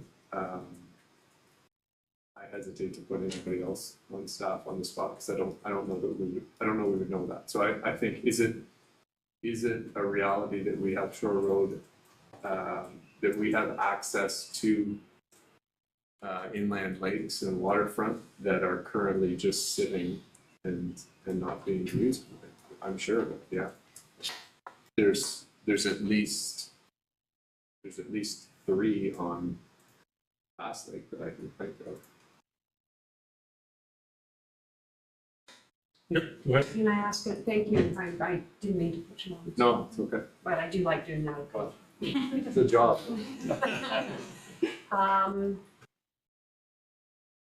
Do we have any other examples in our municipality where members of the public have constructed something for their use. And I'm going to loosely say taken on the liability because we all know that it's going to be our liability, it's our land. Do we have any other examples where that has been done and the work has been done by residents? And how, if so, how has that worked out? Or is this precedent setting in that regard? I would stop short of saying there's none, but I would say that I don't know. I don't want to answer that for you, but if I can. I believe there is an agreement with a private group at Big Bay for use of some shorefront for docking of a barge. They put posts and stuff in there. The township has agreed to that. And that one to me, I mean, should be used as an example because conflict there. I mean, that is a very, very public place. And we have multiple user groups there. Seems to work. Councilor McCarroll. Thank you. I guess the other part of this that I wonder about, the very first part of the motion, is that, excuse me, that we provide support for the association to seek the other necessary approvals. And we don't seem to have moved anywhere on that with NEC and Grace Hall. Sorry for the loss of voice. My thought would be, where are we on that? Are we any closer to seeing any kind of approval there? And if there's not, if it's not going anywhere, is the rest of this just a moot point? Comments? Councilor Winters. I think we were, in one of the last presentations that the group did, if memory serves me correct, is that there's some money to be invested to get permits from the NEC. There's design work, there's engineering. And without the support of council and without the support as it's written, there's no sense investing the money, is what we were told before. It is, you have to give support because it is municipal land. Private residents can't go and immediately start getting approval on municipal land unless they have council support. But they can't go and apply for applications without the necessary design work and engineering. Comments? Councilor Coburn. I do have one other question. So, and this is follow up on Councillor Day's comments about folks not necessarily being aware that this discussion is happening. Did the property owners who have not provided written support, were they made aware that this decision is being discussed and perhaps? I know that I'm not suggesting we ought to have, because people generally need to pay attention, but it would, I feel like if it were me and I owned that property and I thought that it had been taken care of previously, and that they didn't provide support, so therefore it wasn't going through, and then didn't think anything more of it, didn't show up, didn't pay attention, they might be a bit blindsided by all of this. Thank you, Mr. Chair. So from staff perspective, we haven't taken any extraordinary measures to notify people. So those that haven't been paying attention, I would say that we haven't done the outreach. So if they knew that the meetings were happening, the conversation was happening, it's because somebody outside of our organization told them, or because they've been paying attention to our media and agendas and minutes on socials. Thank you. Councilor Day. I think that's the part that's not sitting well with me, because I believe in your message. I deeply believe in people being able to access water. I also want to make sure that we're hearing from the diversity of voices that were included in the first round of talks about this, including the one family who's almost taking the load of the in my mind, it's not one family that I'm thinking about. It's anyone who's not a member of the Access Association who has an opinion and feeling about this, whose voice I'm not hearing right now, which makes me just wary of moving those goalposts, which rightly or wrongly were put there and voted upon. So if they were the wrong choice, it was the wrong choice, but we made that decision back in 2020. I've put a lot of thought into this conversation. And I've thought that if this land has otherwise sat surplus to the municipality where nothing's happening there, would it not make sense to reopen the conversation to consider putting it up for public tender for sale I think that would give everybody an equal opportunity to bid at it if that's how they choose to go about it. And I think from a municipality standpoint, it would release all the responsibilities in terms of liability, in terms of upkeep, in terms of management, in terms of the taxpayer paying for this. If and when the 5-year contract ends, and then any sort of upkeep maintenance fees would have to be used for this. I think it would put a little bit of money back in our pocket, and it would completely release the liability of our end. That's something that I would support doing. So those comments, Mr. Goldberg? I think those are good comments and good thoughts. And further to that, it is, as I said earlier, this is part of a larger discussion, a larger study about what to do with our waterfront properties. And so here we are sitting here making a decision on a particular case before we've gotten the report back from staff about the big picture. So when I say precedent setting, that is the one example that comes to mind. Yeah. So, or we do something like that, or if we feel the access is important, then maybe this gets moved to the next term of council and we ask them to look at us putting the stairs back in so that the liability is where it ought to be and the cost is where it ought to be. And I mean, we do that in all of our parks and other accesses. We provide that service and those supports. I just don't feel comfortable with the way this process has gone up until this point. Good comments from Earl. Thank you. I would also agree, until we have that shoreline road allowance, we don't know what's going to happen on the water's edge there. And we might be giving approval here and then find out later this year that we shouldn't have done that. I'm wondering if we can defer this decision until we have that full report back and then go ahead from there, so we don't lose sight of it, but we defer it until we have all the information. CEO. I just wanted to make sure, so our study doesn't include, I mean, it won't have inland lakes. Just gonna ask that question, yeah, I wasn't under the impression it included inland lakes. We're not waiting for something back about a property like this, not to, I don't want anybody under an illusion that we're waiting for something that's coming back about this. If we're not. Thank you.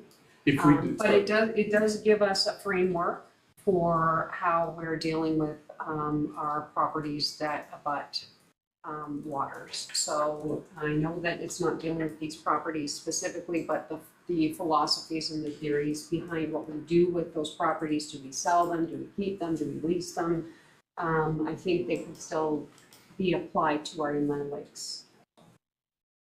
I Councilor just wanted to support that comment where riparian zones are incredibly important from an ecological perspective, and people love water, so looking at access for everyone is significant. And I like the idea of a larger framework that we can work from that could be applied to our inland lakes as well as Georgian Bay shoreline. So Winters? I struggle with this because it's not shore road allowance that we're talking about, it's access. There's only 3 access points on an inland lake that exist. Previous councils have turned down the request to stop up, close, and purchase because they recognize that access to inland lakes is going to be important long-term. Francis Lake has 2 or 3 points. Bass Lake has 2 or 3 points. Mountain Lake, there was a study, there were 5 at one point in time. 3 of them were inaccessible.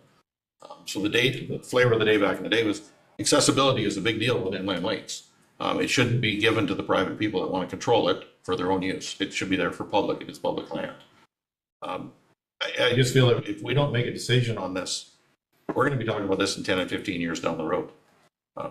None of us will see the completion of this at the end of the careers in this municipality council terms.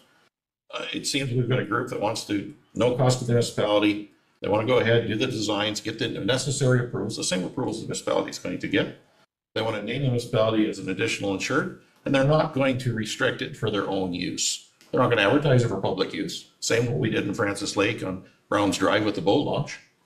Any public can drive down there, launch a boat, but you can't park your car there. There's no parking anywhere in Browns Lake. It's all on concession 14.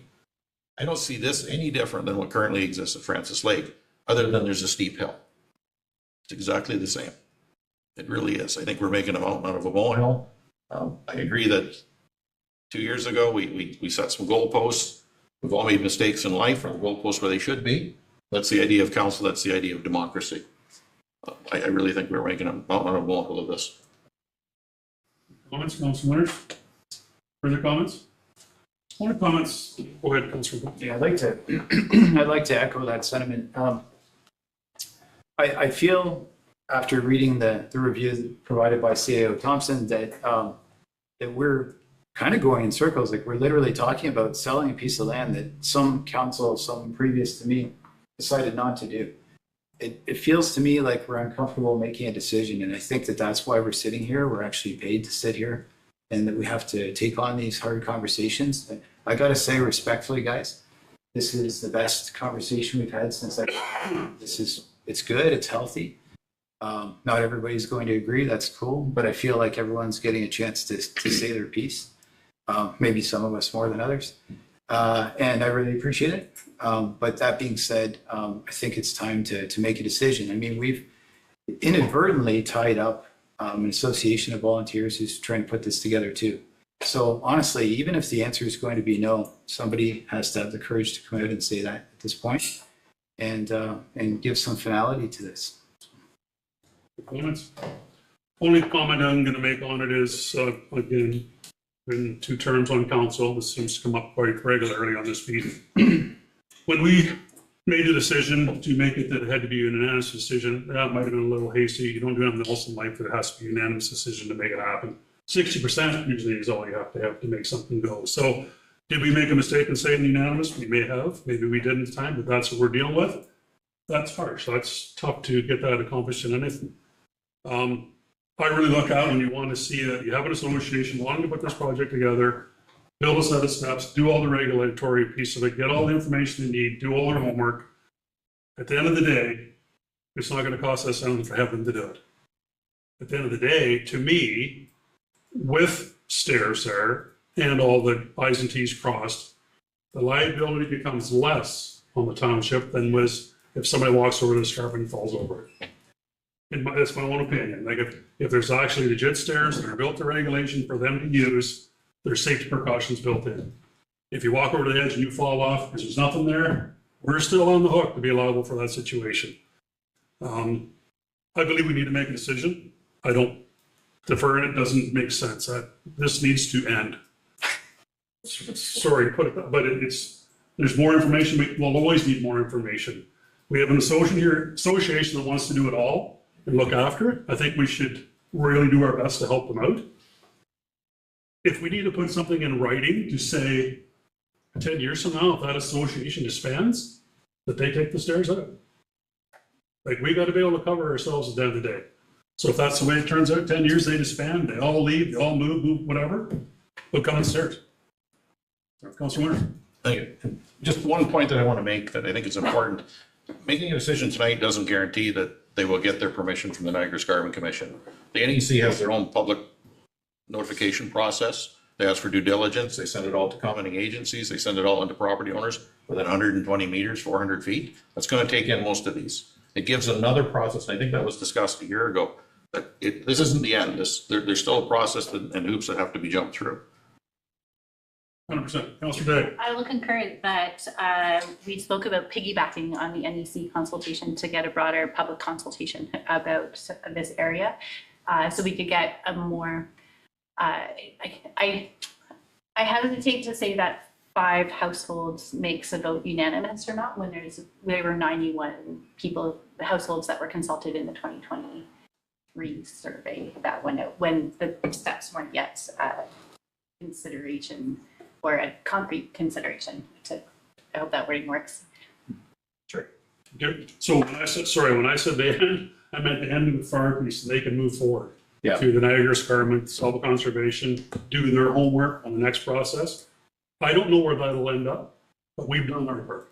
We're going to let them do their due diligence to get what they need, and hopefully that whatever the outcome is will be what it is. But we're not going to delay them from having that opportunity.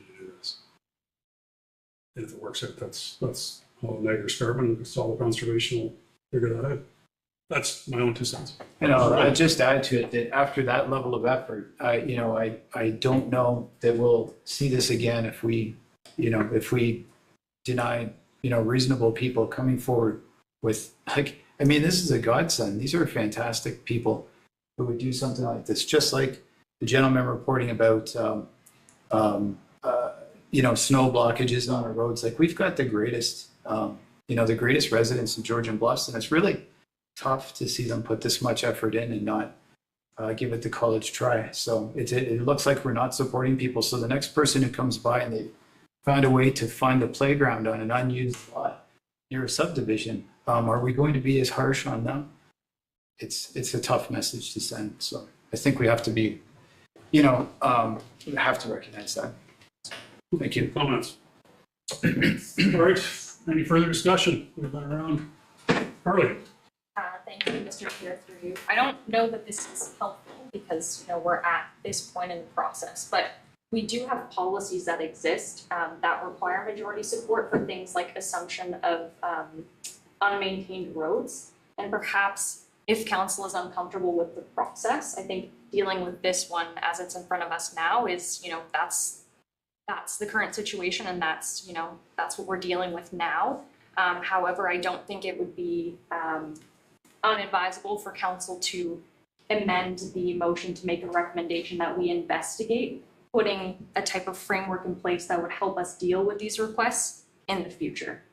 So just something I wanted to, just because there's a lot of discussion around process, I think putting a process in place and kind of learning from this one in particular, and with a 5-year or 10-year agreement, taking all the lessons that have been learned and sort of building on that framework. Just something that I wanted to propose, just given all the conversation and context around process. Thank you, Carly. Councillor Day. I think that's a great idea, and I would also just like to add, if any volunteer association crumbles, it's possible they may not have the financial resources to remove the steps safely. So just having that as an expectation, I don't know how it would be enforceable should the financial state of an organization not be sound enough. No, that's a good point, but again, it's stipulated that it's in there, so it's, it just, instead of leaving the door open and not having anything there, at least we have something there that enforceable or not, that happens at the time, but if you don't have anything, there's nothing there. So whether we need to close that door. Okay, do you need an amendment then, or were you looking at this council? Okay, correct. Through you, Mr. Chair, there was a motion that was presented by Councillor McComb, but there was not a seconder. That motion was to amend paragraph 2 to suggest that the Bass Lake Association be requested to provide written support for the steps and dock by the majority of immediate owners to the township's property.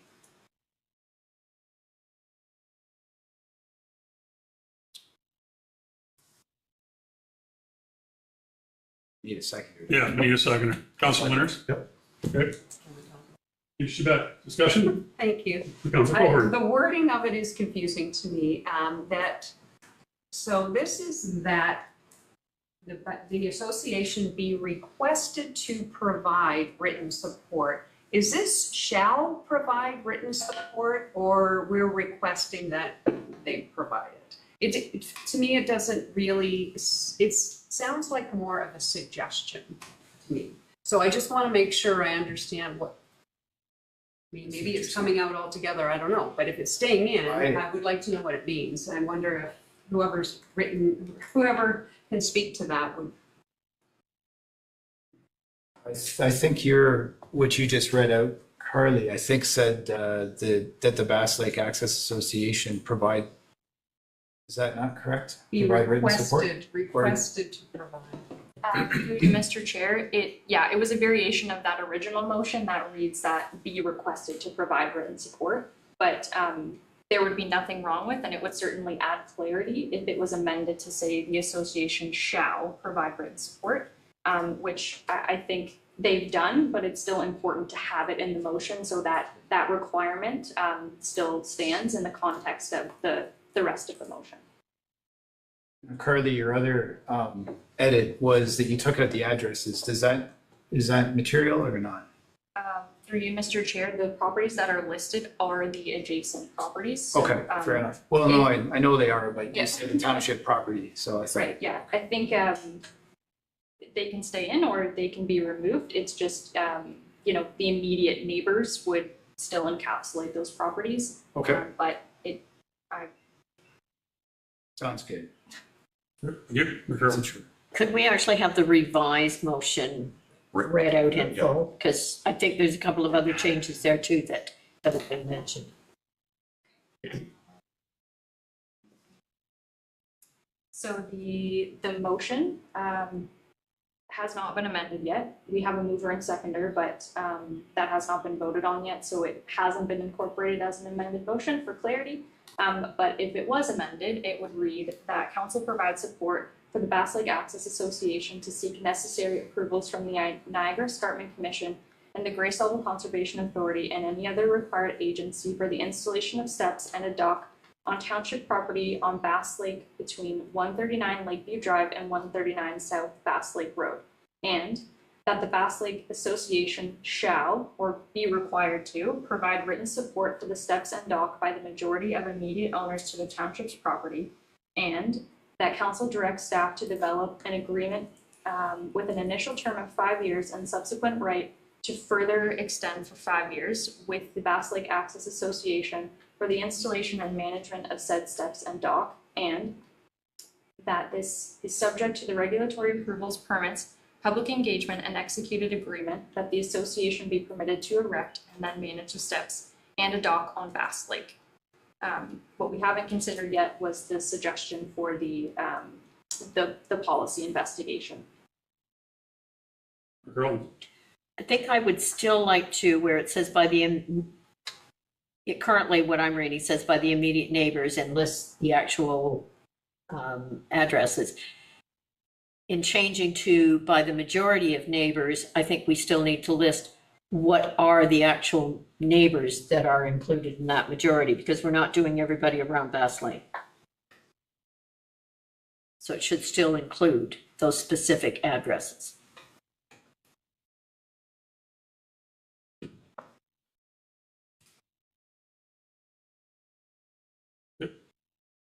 Any further comments to the amendment?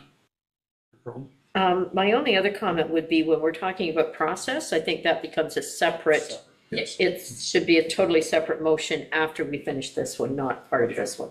So should that be brought back as notice of motion then, or do we amend it to second motion here, or amendment? Really? Through you, Chair, I think it would be appropriate for council to deal with the reconsideration. And after that motion has been considered, we can put that on the floor for further discussion. I think, given that we're having the discussion now and it's pertinent at this time, I think bringing it back would probably be an unnecessary step. All right, so we've all heard the amended motion on the floor. Any further questions? I'm going to call the vote. All those in favor? That is defeated. Okay, now what? Back to the main You're motion. back to the main motion. So we're going back to the main motion then. Any further discussion on the main motion as was presented? I'm going to call a vote. All those in favor? Okay, that is defeated.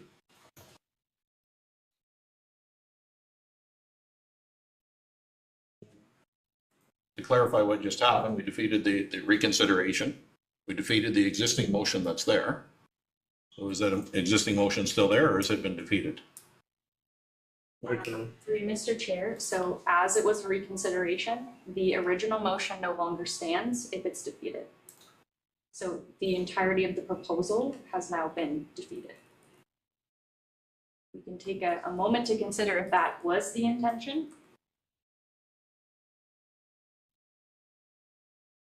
Comments? Carl? So I think for those of us who want it to stay that it has to be all of the neighbors in agreement. That's the original motion here is the one that we want to have go through, because that still involves everybody. Tell me it's transferred. Councillor Coburn. I was confused because all of a sudden on my screen, everything disappeared, so I didn't have anything in front of me to read as far as the original motion was concerned. And I get that you must be having a heck of a time keeping up with all this for sure. So just to clarify, Mayor Carlton is saying we should have been voting on the original motion. Secondly, that required unanimous consent by all of those neighbors. Yes. Okay. Yes, that's what the original motion was. I mean, I would have voted differently had I known that's what. I just thought the whole thing got defeated because of the amendment. No, we went back to the main motion because the amendment didn't carry. Yeah, it's in front of me now, so there we go. Yeah. All right, what do we do now? Carly. Through you, Mr. Chair, I think we can reopen discussion, given that it may not have been entirely clear, or the vote may have not been as intended.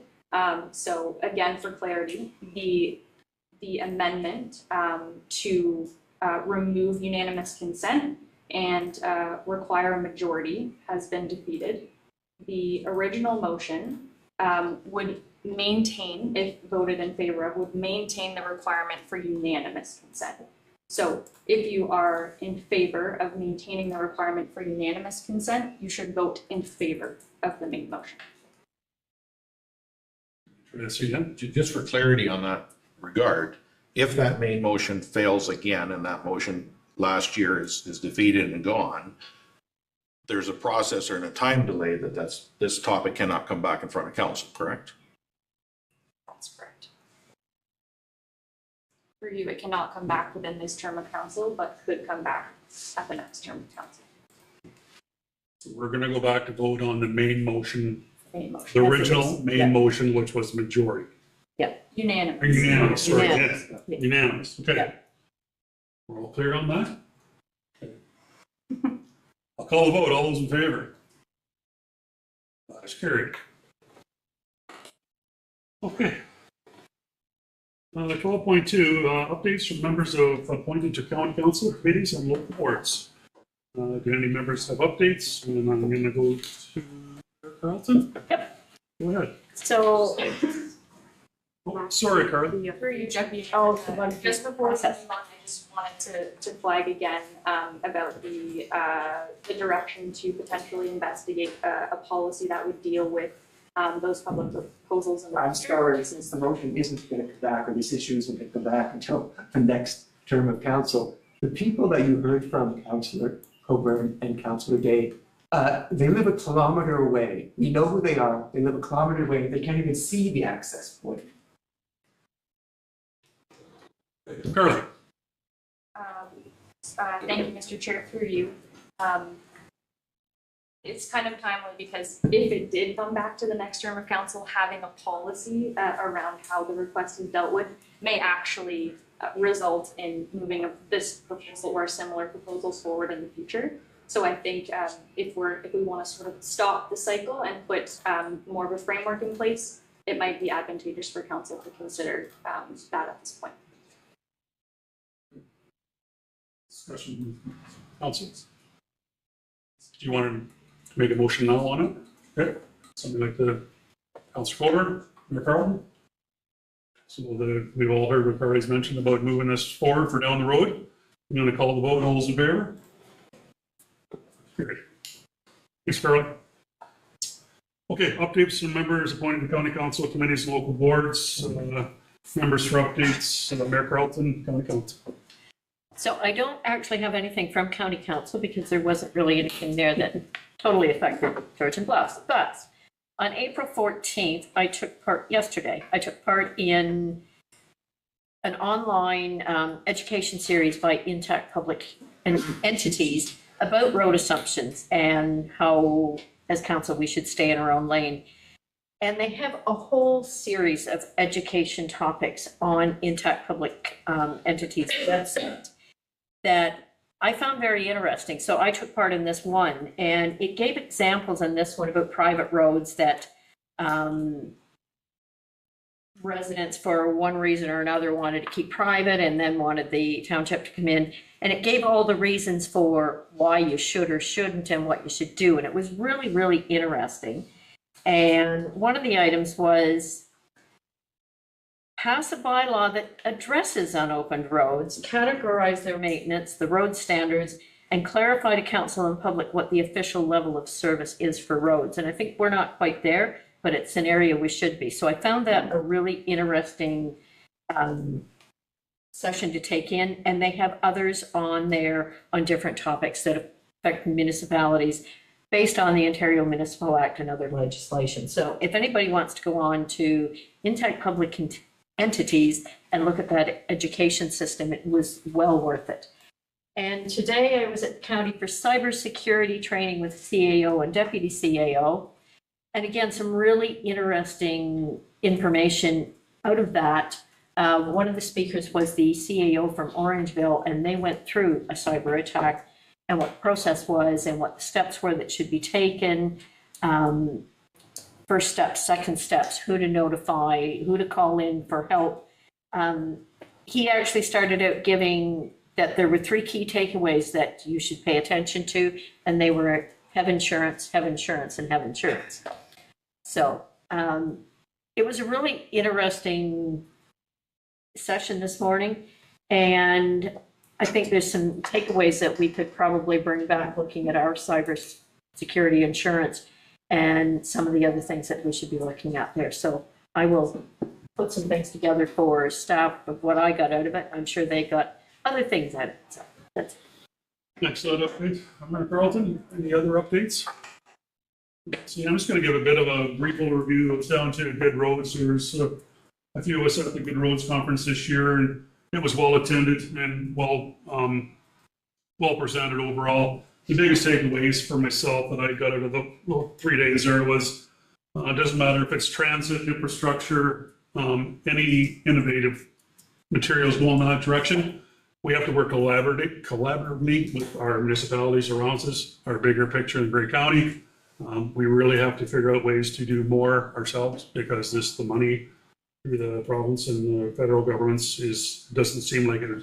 The information we were kind of getting back, but the money's not there. So we really got to work harder and smarter to who we partner up with. They really did seem to want to emphasize partnerships, whether it be in infrastructure, was a big one on building. Partnerships seemed to be the flavor of the day. So we can't do it alone, and to look at the province and the federal governments to be the partners there, that we maybe have to look outside the boundaries here to find other ways to be creative. So that was my biggest takeaway on it. It was a good 3 days. There was lots to do, a lot of vendors there, and really at the end of the day, we as Georgian Bluffs has to look out for Georgian Bluffs, and we have to collaborate with our local municipalities and our county of Grey and do what we can together to make things happen. So it's just a summary of what I took away from Good Roads.